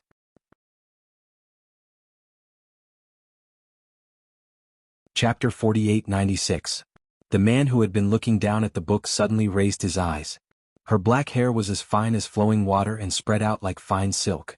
Under the bright light of the night pearl, it rippled with a black luster. What did you say? The man's voice was deep, without much emotion. But Qing Ji's eyes were filled with joy. This was the first time he took the initiative to respond to her. Did this mean, was he interested in what he had to say? Qing Gu suppressed the excitement in her heart and continued the topic. That little princess is very angry, she is now looking for someone in the underground palace. The previous sentence. The man said faintly. Qing Gu thought for a moment, the young master of the Feng family? Why did he kidnap the Feng family? The man asked in a deep voice. Qing Gu shook her head. Maybe because the Feng family is related to that? She looked down at the messy books and paintings on the table. Maybe his lord has found another way? She didn't know if it was an illusion. When she finished this sentence, the man's eyes seemed to sink a little. But when she looked carefully, the man's expression was still calm, without the slightest fluctuation of emotion. It was rare for a man to be interested in her topic. Although Qing Gu felt strange, she didn't want to end the topic like this, so she continued, the Feng family is really capable, they actually found this place to save people, but it's easy to come in but difficult to get out. Not only can that person not save people, I'm afraid he will also die here. Look at how angry the little princess is. I'm afraid, when the two people are found they will be dead. The man didn't say anything at this moment. Instead he looked down lightly, his eyes were a little cold. His breath was inexplicably cold. Chingu sensed that something was wrong, her smiling eyes dimmed slightly. She seemed to be testing, but also seemed to be inadvertently asking, "You seem to care a lot about the Feng family?" The man didn't even lift his eyelids, he didn't mean to answer. "If you are really interested in the Feng family, I can also help you bring the young master of the Feng family and the person who came to save people here." Chingu guessed the man's thoughts and suggested. As she spoke, she sized up the man's expression. The man lowered his head. His fine black hair covered half of his face. His expression was half hidden. He couldn't see it clearly. Chingu was a little unfathomable. She looked at the handsome half of the man's face and said tentatively, "Little princess, you couldn't find them even after searching the entire underground palace. Perhaps they really are hiding here. As long as they enter this courtyard, I will be able to find them." For some unknown reason, Chingu always felt that the man in front of her was like a god, noble and elegant. He had an inexplicable concern for the people of the Feng family. However, after probing, the man's expression did not change. Even when she took the initiative to mention that she was going to look for the young master of the Feng family, he calmly spat out 2 words, "No need." It was a gentle and slow, simple but not rude, rejection. It seemed that the matters of the Feng family had nothing to do with him. Chingu lowered her beautiful eyes and suppressed the strange feeling in her heart. Maybe she thought too much? Chingu was relieved. Her cherry lips evoked an elegant smile. She held a book in her hand, got up and walked towards the man. "Look at this, doesn't it look like what you are looking for?" Chapter 4897. She walked to the man's side. She placed the book in her hand in front of the man. Her long white dress fluttered and brushed against the man's purple robe. She leaned over slightly and lifted her wrist slightly, brushing past the man's ear and landed on the book. This distance would be very close. And this position would also pull the relationship between the two closer. Chingu was confident. Take out this angle, the most beautiful side. Let this man's sight stop on her for a few more breaths. Outside the window, Yiqing Luo clenched her fists tightly and stared at Chingu fiercely, getting closer and closer to the man's body. Especially when she saw Qingji's long veil brushing against the man's robe. She couldn't wait to rush in. The two separated. That Chingu wanted to seduce her man? Wasn't it good to live well? What was she thinking about? And Xian, that pig trotter. Why didn't he avoid it? Why did he let Chingu get close to him? Did he still have any self-awareness as a married man? No way. She wanted to rush in. She wanted to tear that Chingu who wanted to get close to her man into pieces. Ow ow ow. So angry, so angry. So angry that she wanted to roar like an evil dragon. Calm down, calm down. Old man Song's voice interrupted Yiqing Luo's inner drama. He coughed lightly and comforted her. You must believe in the Overlord, he is the man you like. Of course I believe him. Yiqing Luo said this sentence without any hesitation. She had never said that she didn't believe in Dmo Xian. But believing in Dmo Xian didn't mean that she couldn't feel good. How could those wild chickens which came out of nowhere? How could they run around Dmo Xian?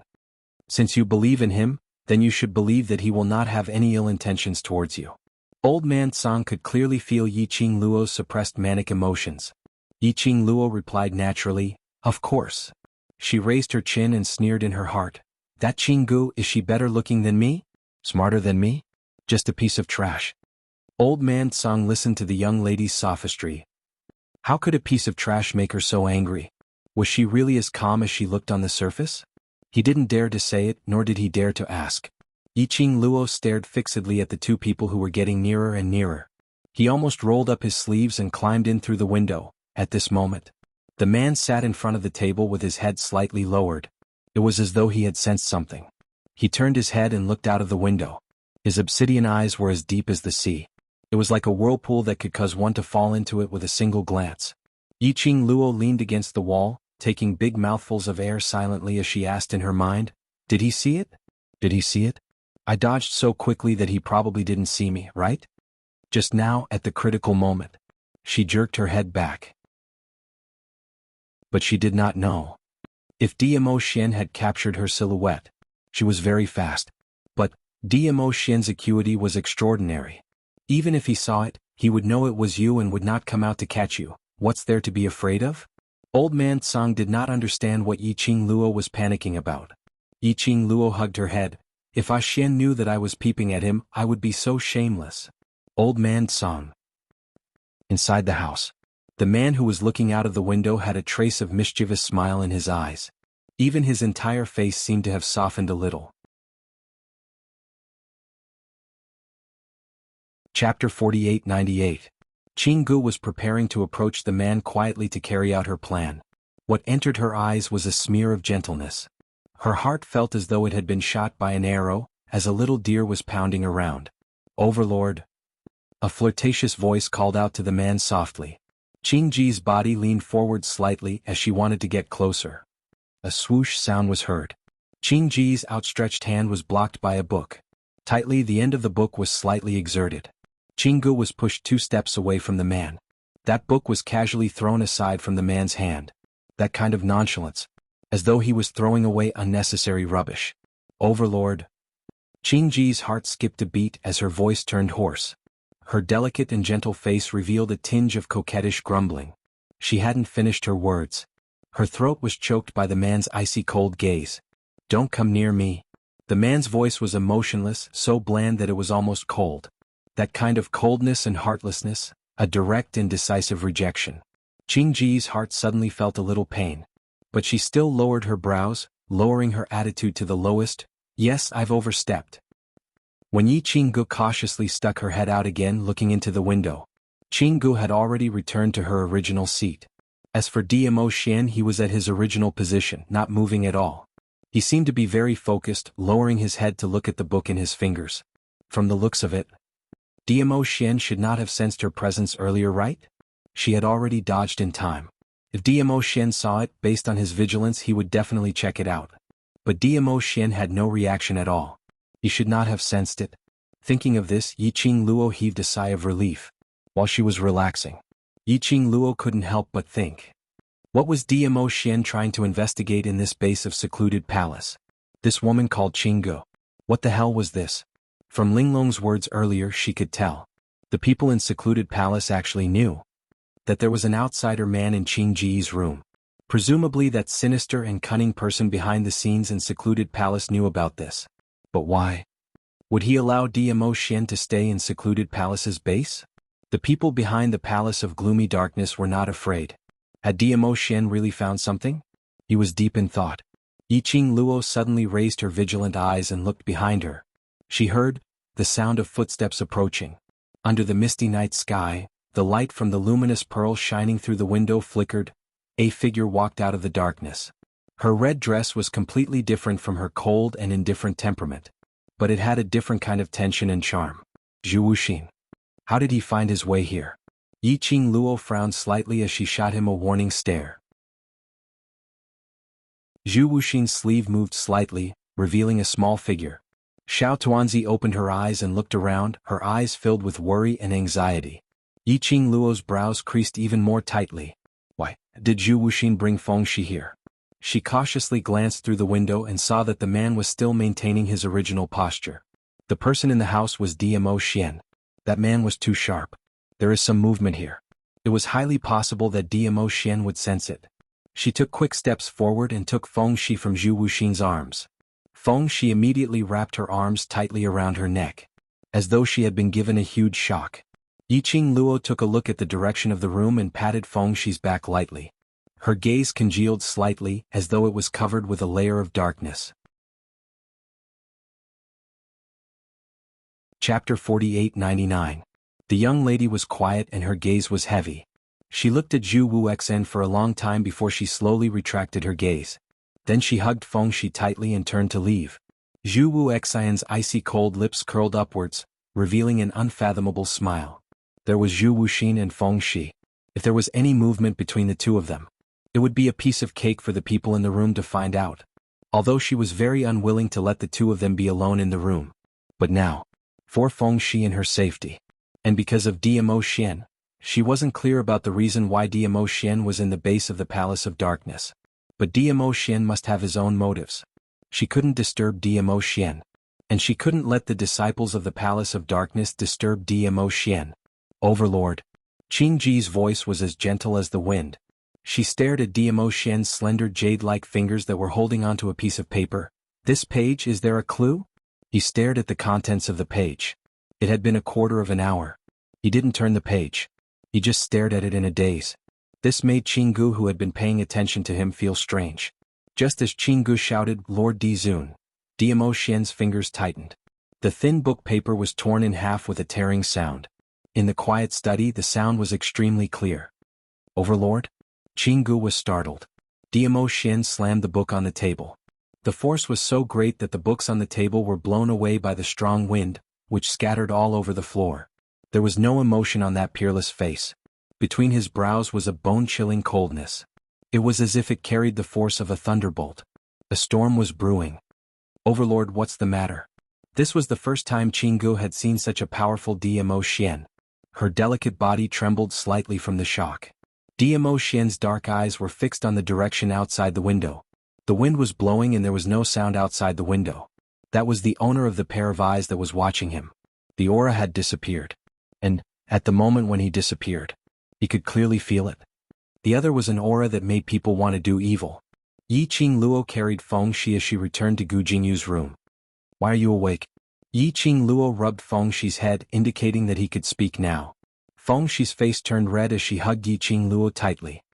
Cici thought that because Cici was too lazy and only knew how to sleep, Fairy Sister didn't want Cici anymore?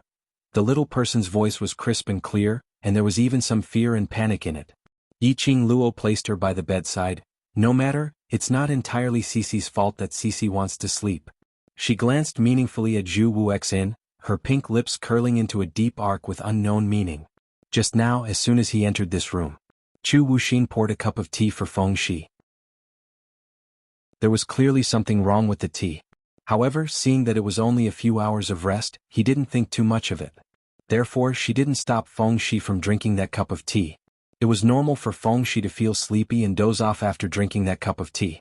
Chu Wuxin didn't have the slightest bit of embarrassment after being exposed. He was magnanimous and had no intention to explain. Instead, he asked Yi Qingluo, "Didn't I ask you not to wander around? Why did you run so far away? Isn't this what you hoped for?" Yi Qingluo tilted her head, her gaze was slightly cold as she looked at him indifferently. "You let Feng Shi fall into a deep sleep and took the opportunity to draw my attention when I was alone." Qing Ji's situation. Chapter 4900. Her voice paused slightly as she tilted her head and laughed. "Isn't it because you want me to see the scene where Xian and another lady interact alone?"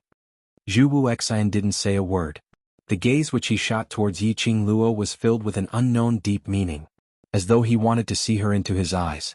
Silence. That represented a tacit agreement. Yi Qingluo's lips curled slightly as she wasn't angry. "Unfortunately, I'll have to disappoint you. The scene which you want to see will not be staged." The young lady's tone was obviously filled with ridicule. When she tilted her head slightly, her long and narrow eyes squinted. "Endless ridicule. Do you know what I want to see?" In the darkness, the man's deep and chilly voice rang.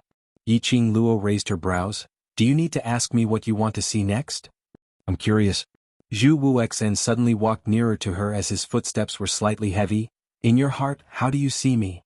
When he got nearer, and it was accompanied by a sky full of cold air, it made Feng Shi hide behind Yi Qingluo out of fear.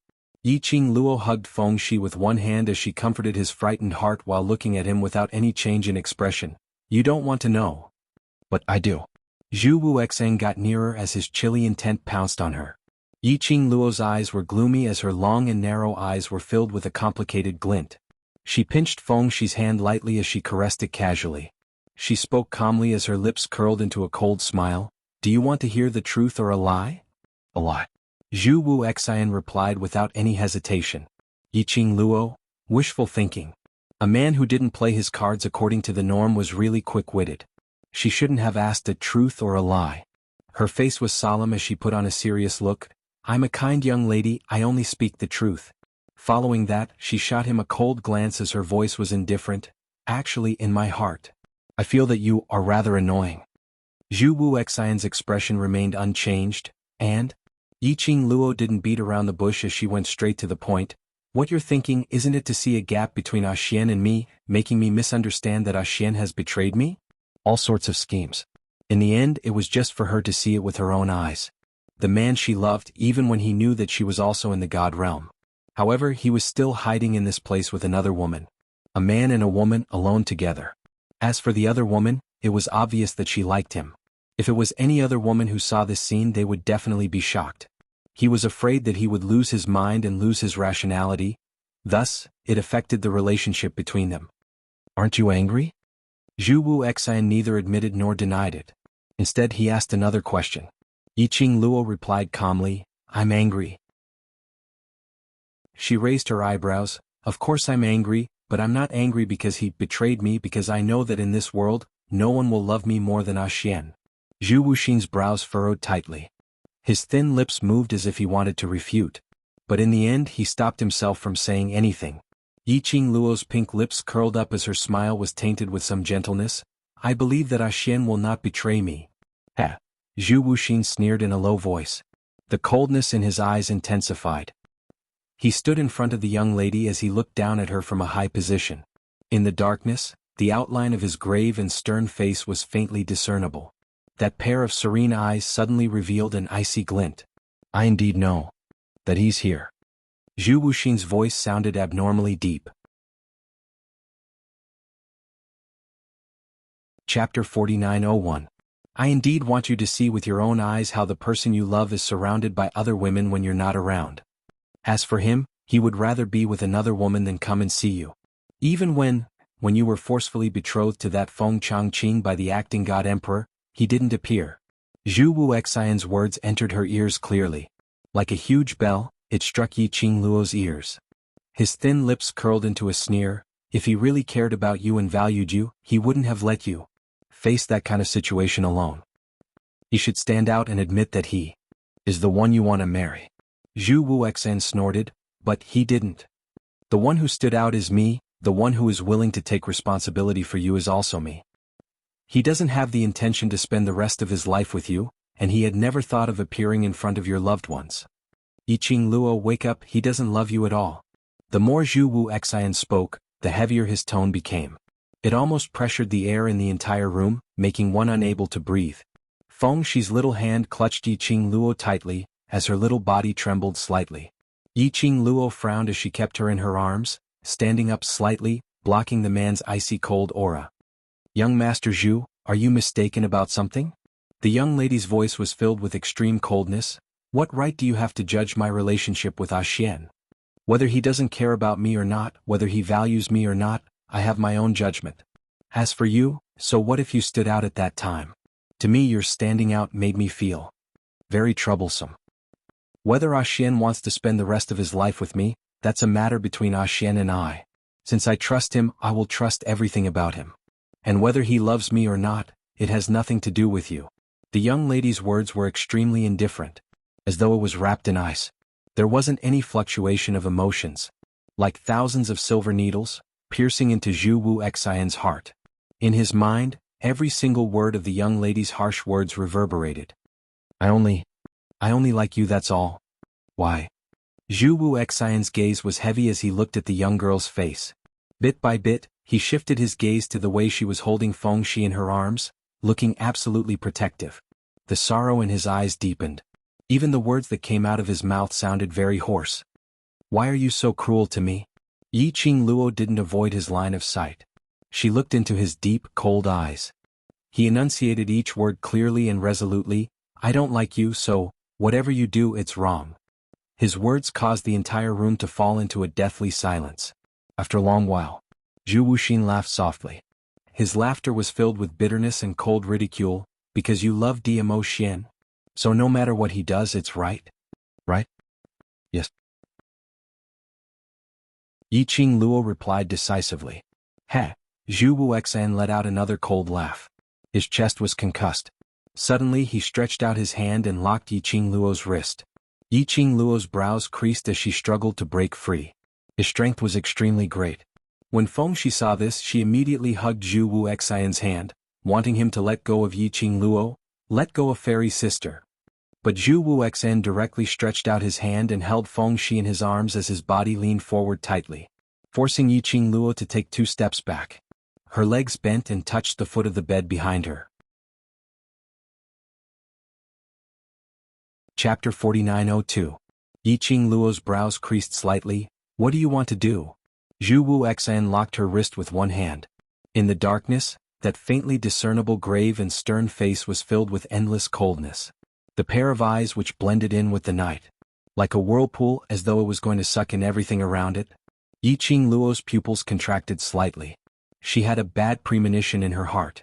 Zhu Wuxian's thin lips curled up.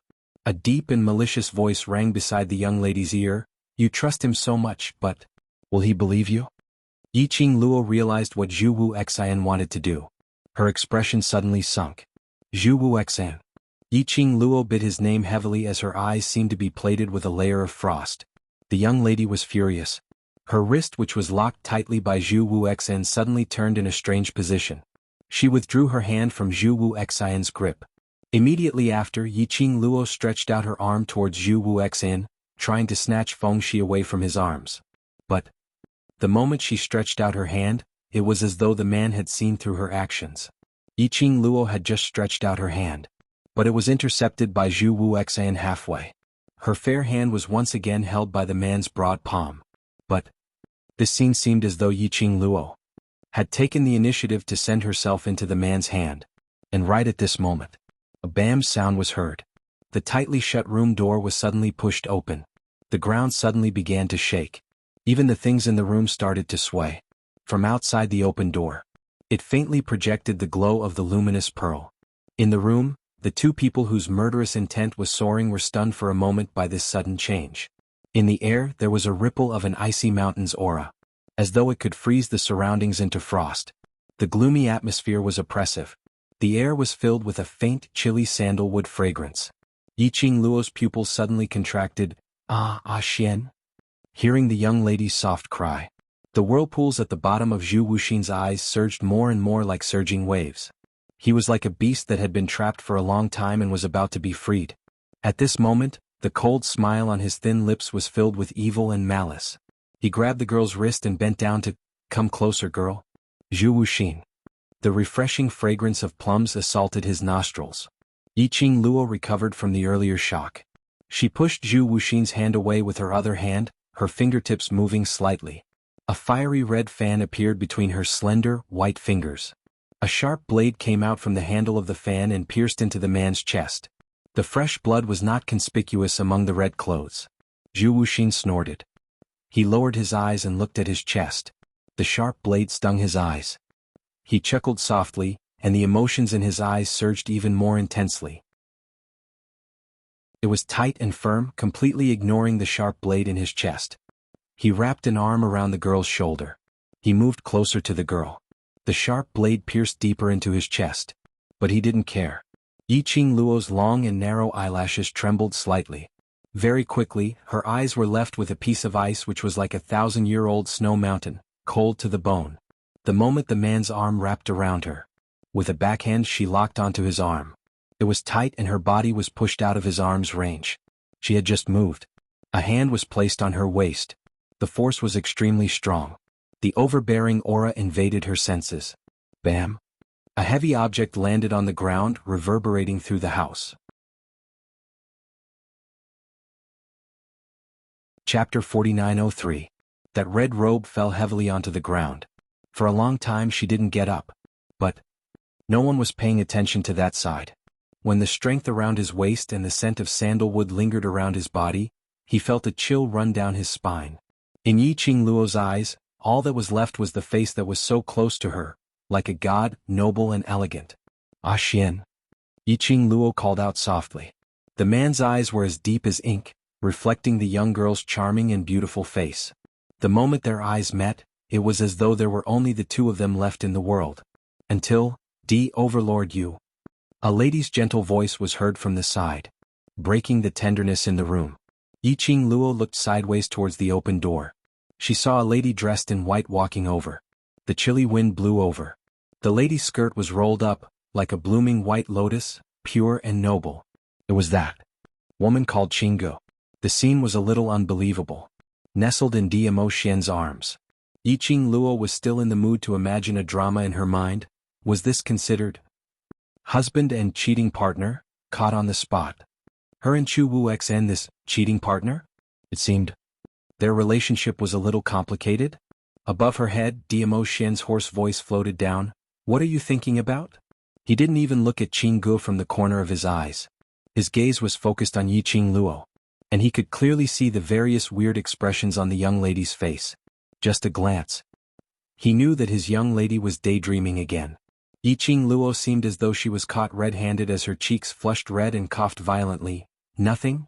Nothing. Diamo Xian scoffed lightly as his slender fingers pinched her face. Don't let your imagination run wild. Then have you ever let your imagination run wild? Yi Qing Luo's narrow eyes curved as her eyes were filled with craftiness and ridicule. There was no ill feeling between the two of them. It made the man in red who was lying on the ground stand up shakily.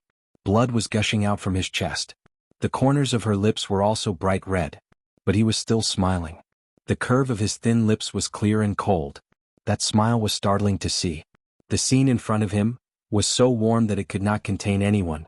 It was as if it was mocking him, everything he had done. It was all just a joke. He couldn't interfere at all.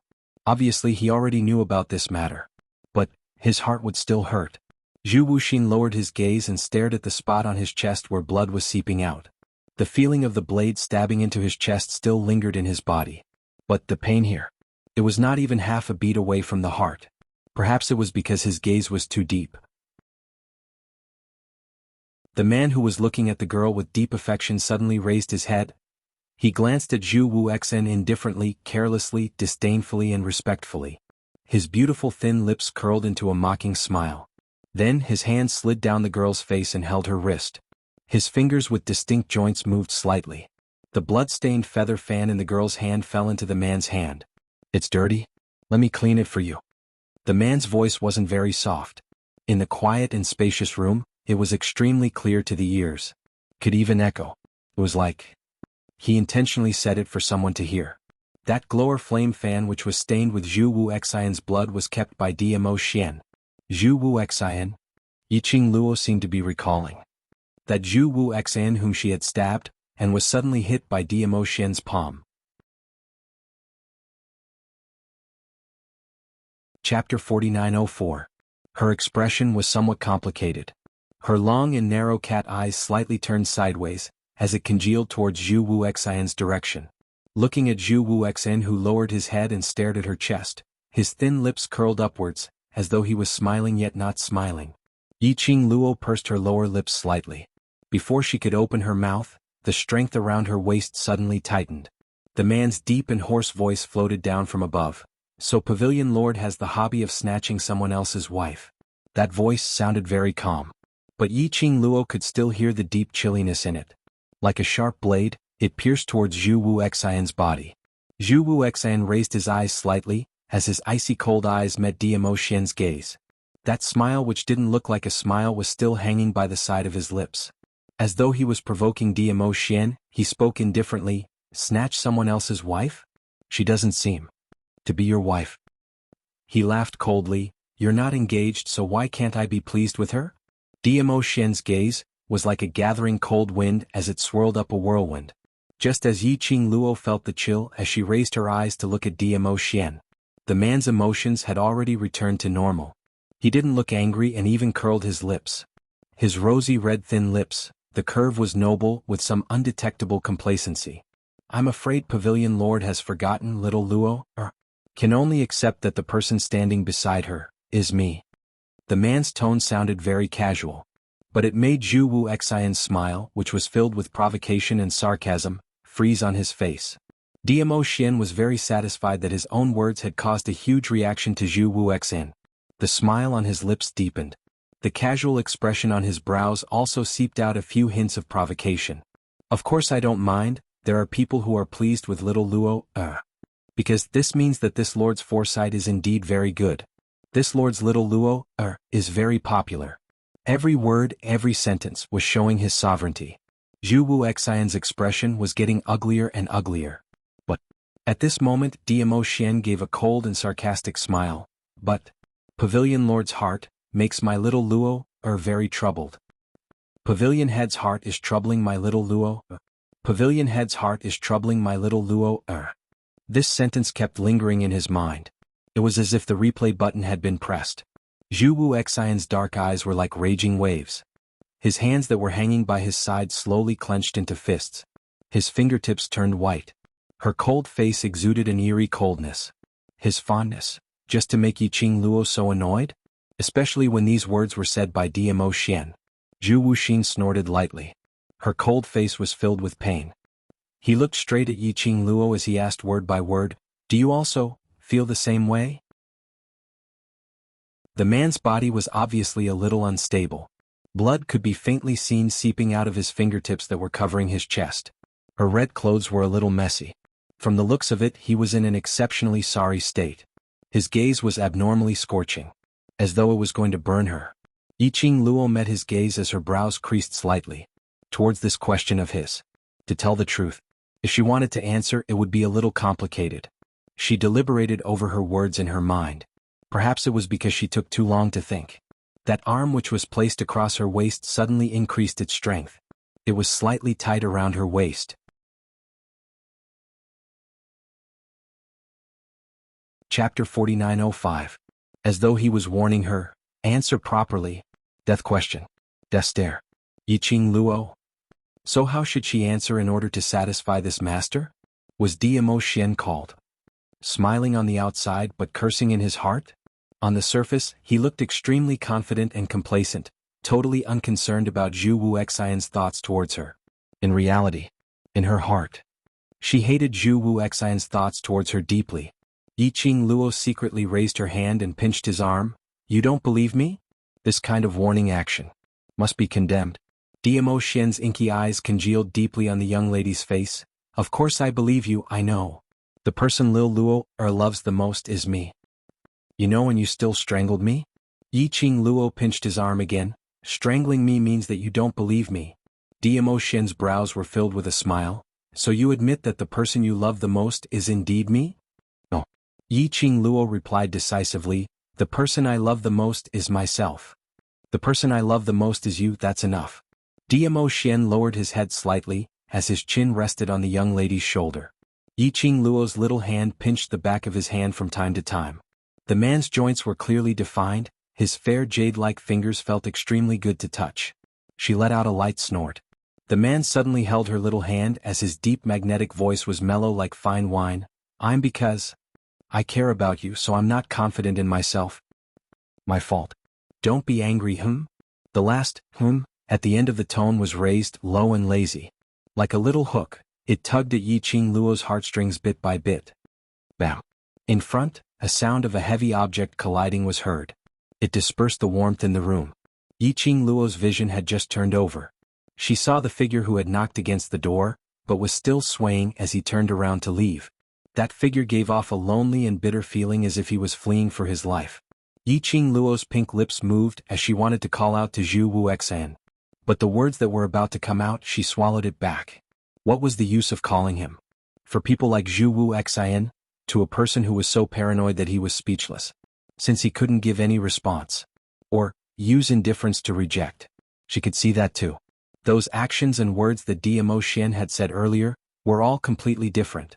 It was all to make Zhu Wuxian give up. However, looking at Zhu Wuxin's swaying figure, which looked like it would fall at any moment even when he walked, and the blood dripping on the ground, Yiqing Luo's pink lips pursed even tighter. More or less he couldn't bear to do it. Before he could speak, beside his ears the man's faint voice floated down, Xiao Jiu, follow him, don't let him die. A ball of white light suddenly shot toward Zhu Wuxin. The strong wind caused the tottering figure to lose its balance and fall to the ground.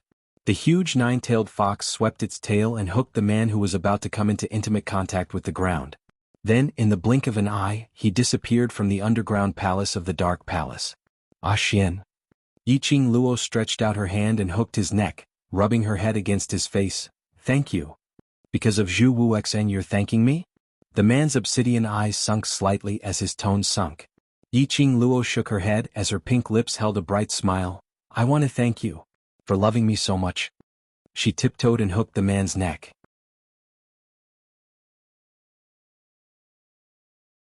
Chapter 49:06. She knew. The reason why Dmo Xian asked Little Nine to take care of Zhu Wuxian. To her. Zhu Wuxian's obsession and stubbornness made her troubled and she could only face it coldly. But, towards Zhu Wuxian, she didn't hate him. After all, every love deserved to be respected. Even if she didn't like Zhu Wuxian. But not because of Zhu Wuxian's feelings for her. And disregarding all the things that Zhu Wuxian had done for her. After all, he had saved her several times. If she were to watch him leave with an injury and not care about anything, wasn't that too cold? In her heart, Zhu Wuxian was actually considered as a friend. If he didn't have that obsession towards her, perhaps they were already friends. But, even if she was worried about him, she couldn't let her own battle pet take care of Zhu Wuxian and send him out of the Palace of Darkness base. She made a move. She would definitely give Zhu Wuxian hope. Then all the coldness that she had done previously would be wasted. Diamo Xian apparently thought of this point. This man, he had always put his life on the line to think for her. Overlord Shi, who is she? A sharp voice broke the warmth between the both of them. Dressed in a fluttering white robe, the woman with a delicate and elegant face strode towards them. Yiqing Luo's heels landed on the ground as she glanced sideways at Qinggu, who looked as though she was trying to kill her way over as her pink lips curled upwards. Zhu Wuxian had left. Now another Qinggu had come. She and her Xian hadn't met each other for a long time. She didn't even have the chance to be alone with him.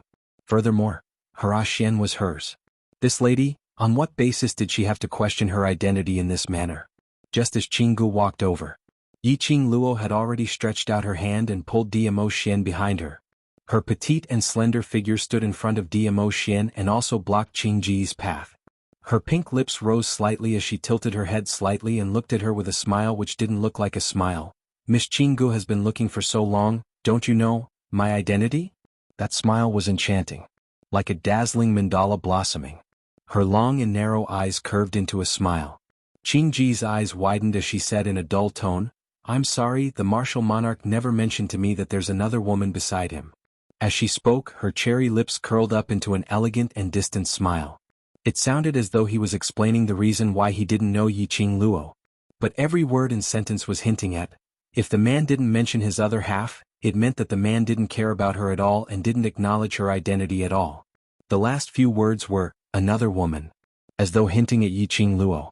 Even if she really had an intimate relationship with Diamo Xian, she was just one of them. Yiqing Luo naturally understood the deep meaning behind the pigeon's words. Instead of getting angry, she smiled. Her eyes curved and she smiled. Ah Xian, you don't have to mention my identity to unimportant people. She lifted her eyes and looked at the man's handsome face. When she met the man's ink-like eyes, the dimples in her eyes bloomed. Following that, she stretched out her hand and circled around the man's neck. She buried herself into the man's broad embrace. Her face was plastered on the man's chest. Her vision was directed towards Qinggu. Yiqing Luo laughed lightly. Miss Qinggu, am I right?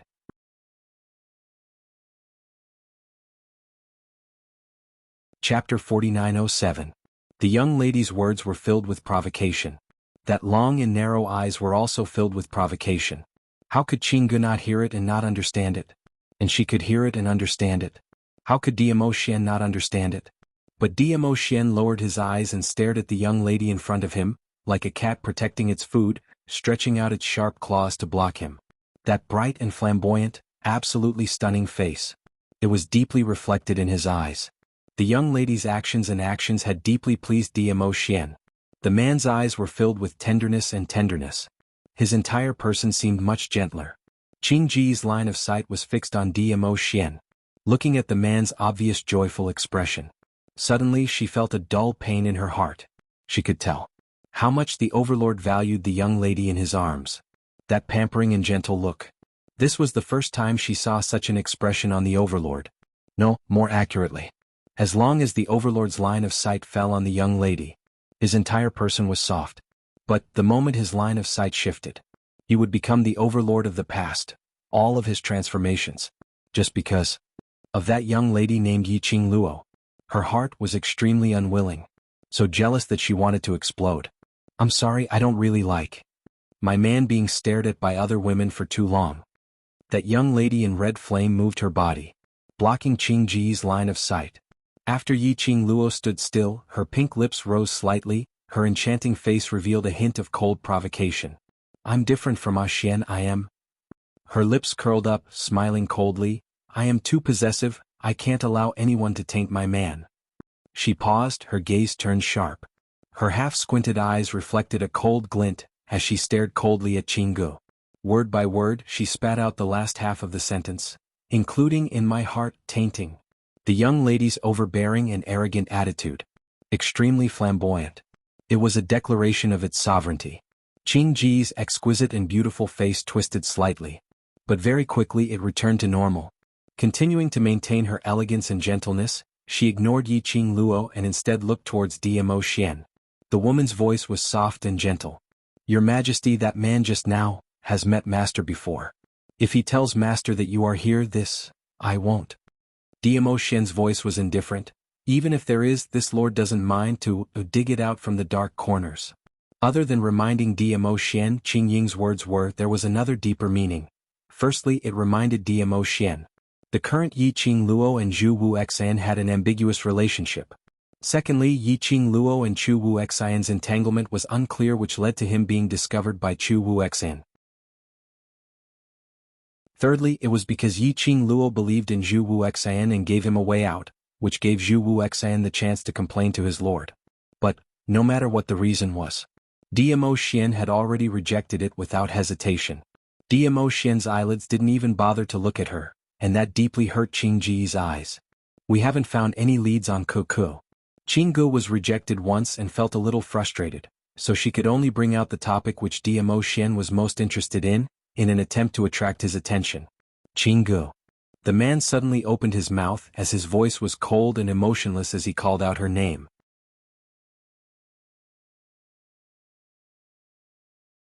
Chapter 4908. Qingji's eyes lit up as she looked at Dmo Xian shyly and joyfully. Overlord. You can go back now. The man's next sentence sent Qinggu straight to hell from heaven.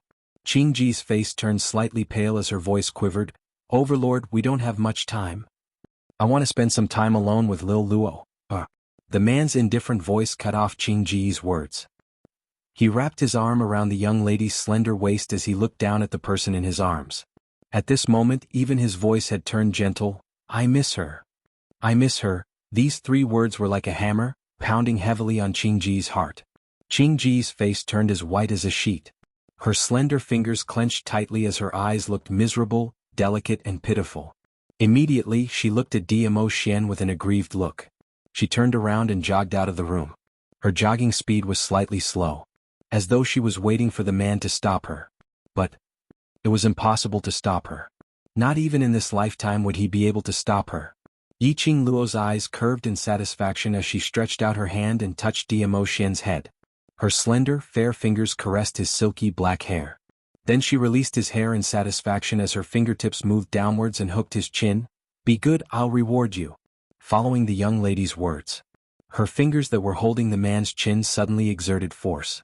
Her eyebrows were tinged with a hint of a joyful smile. If it was any other time, based on Dmo Xian's character, he would definitely scold Qinggu to leave. And he wouldn't explain anything. Things like, I want to spend some time alone with Lil Luo, I miss her, and so on. These were all purposely said for Qinggu to hear. This kind of self-conscious action to cut off any thoughts of the opposite sex. It was simply too heartwarming. Especially women who were totally irresistible.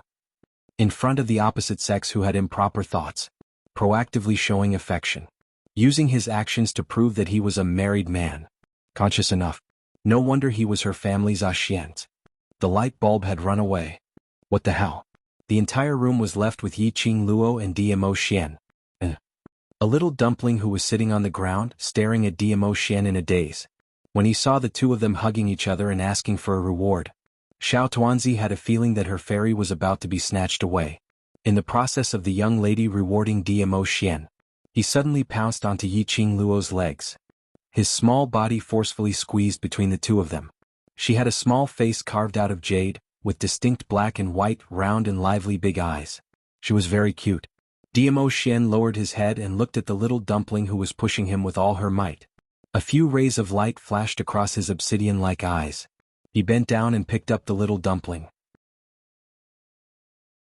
Xiao Tuanzi was so frightened that she immediately grabbed hold of Dmo Xian's collar. His shimmering purple robe was messed up by the scratches. He was not angry. He just used his hand to pinch Xiao Tuanzi's face. His brows rose as he looked at Yiqing Luo. When did you give birth to such a big child behind my back? Yiqing Luo, have a child? What do you mean by giving birth? How long had they been apart? Just a few months? I'm just teasing you.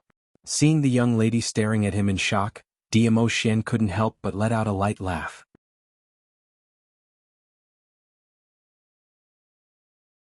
Chapter 4909. With his other hand, he pulled her into his embrace. Your little cousin looks a lot like you. Feng Shi and Feng Liqiong looked very similar. Feng Liqiong and Feng Gu looked very similar. Naturally. Feng Shi and Yiqing Luo looked very similar.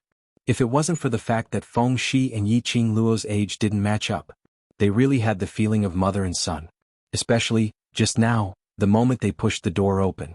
Chu Wu Xan held Feng Shi in one arm as his eyes met Yiqing Luo's. Just for a moment. It gave one a kind of, the feeling of a family of three. Dmo Xian's eyes sunk slightly. He lowered his eyelids as he gazed at the person in his arms. Then he lifted Feng Shi up a little. A family of three? Heh, his kind was a family of three, alright? Dmo Xian's complicated inner thoughts. Yiqing Luo didn't sense it. Her attention was focused on another point. The young lady lifted her head in his arms as her narrow eyes widened and stared at Dmo Xian. You know he's my cousin? You really knew that I'm in the Feng family in the God realm, right? Dmo Xian remained silent for a moment as he spat out a word. You're in the God realm and you know where I am, why didn't you look for me? Yiqing Luo tugged his ear as she grumbled fiercely. Do you know that the main reason why I agreed to the reunion banquet is? I know. The man's large palm held the young lady's fair hand. A low and gentle voice interrupted Yiqing Luo's words. I know, you want to use the reunion banquet to tell me where you are. Yiqing Luo struggled against his hand as she snorted. Since you know, why didn't you come? Not only did you not come, you're even hiding here secretly with that beautiful Miss Qinggu, a lone man and a lone woman lovey-dovey? Tell me the truth, are you up to something behind my back? The young lady's fair fingers poked his chest fiercely. Dmo Xian's unique daintiness was displayed. In front of outsiders, the young girl was ostentatious and bright, but in front of him she was like a cunning cat, smart and cute. This made Dmo Xian's eyes to be filled with a faint smile. His beautiful thin lips were frivolous, and his low and mellow voice entered her ears leisurely, because I know that you are safe in the Feng family. Safe my ass. That little uncle of mine has set his sights on me. Yiqing Luo didn't believe that he didn't know what had happened between her and Feng Liqiong when she was in the Feng family. Because my little Luo is very smart. The man caught her little hand that was poking around. Most importantly, I believe that little uncle of yours won't really bear to hurt you. Yiqing Luo's brows rose. How much do you know? Dmo Xian smiled without saying a word. As soon as he put on this pose, he did not intend to answer her question. Yiqing Luo couldn't be bothered to probe further. Her little hand hooked his finger and played with it. You're indeed the overlord. Even if you're holed up in this place, you're still very clear about foreign trade matters. Oh. The man laughed softly. His voice was magnetic and pleasant to the ear. Anything related to you is the most important thing to me. A passionate confession. It made Yiqing Luo's cheeks blush slightly. How could he break the rules like this? She didn't have time to ask for any information. She lost her ability to think after being teased by Dmo Xian. A handsome man was simply toxic. You're tuning in to the Han Li's Wuxia Chronicles YouTube channel. We're so grateful for your support and don't forget to subscribe to join us on this incredible journey through captivating stories. Your generosity through donations truly makes a world of difference, as it's the primary source of revenue that allows me to expand and enhance this channel for you. Thank you from the bottom of my heart for being a part of this adventure.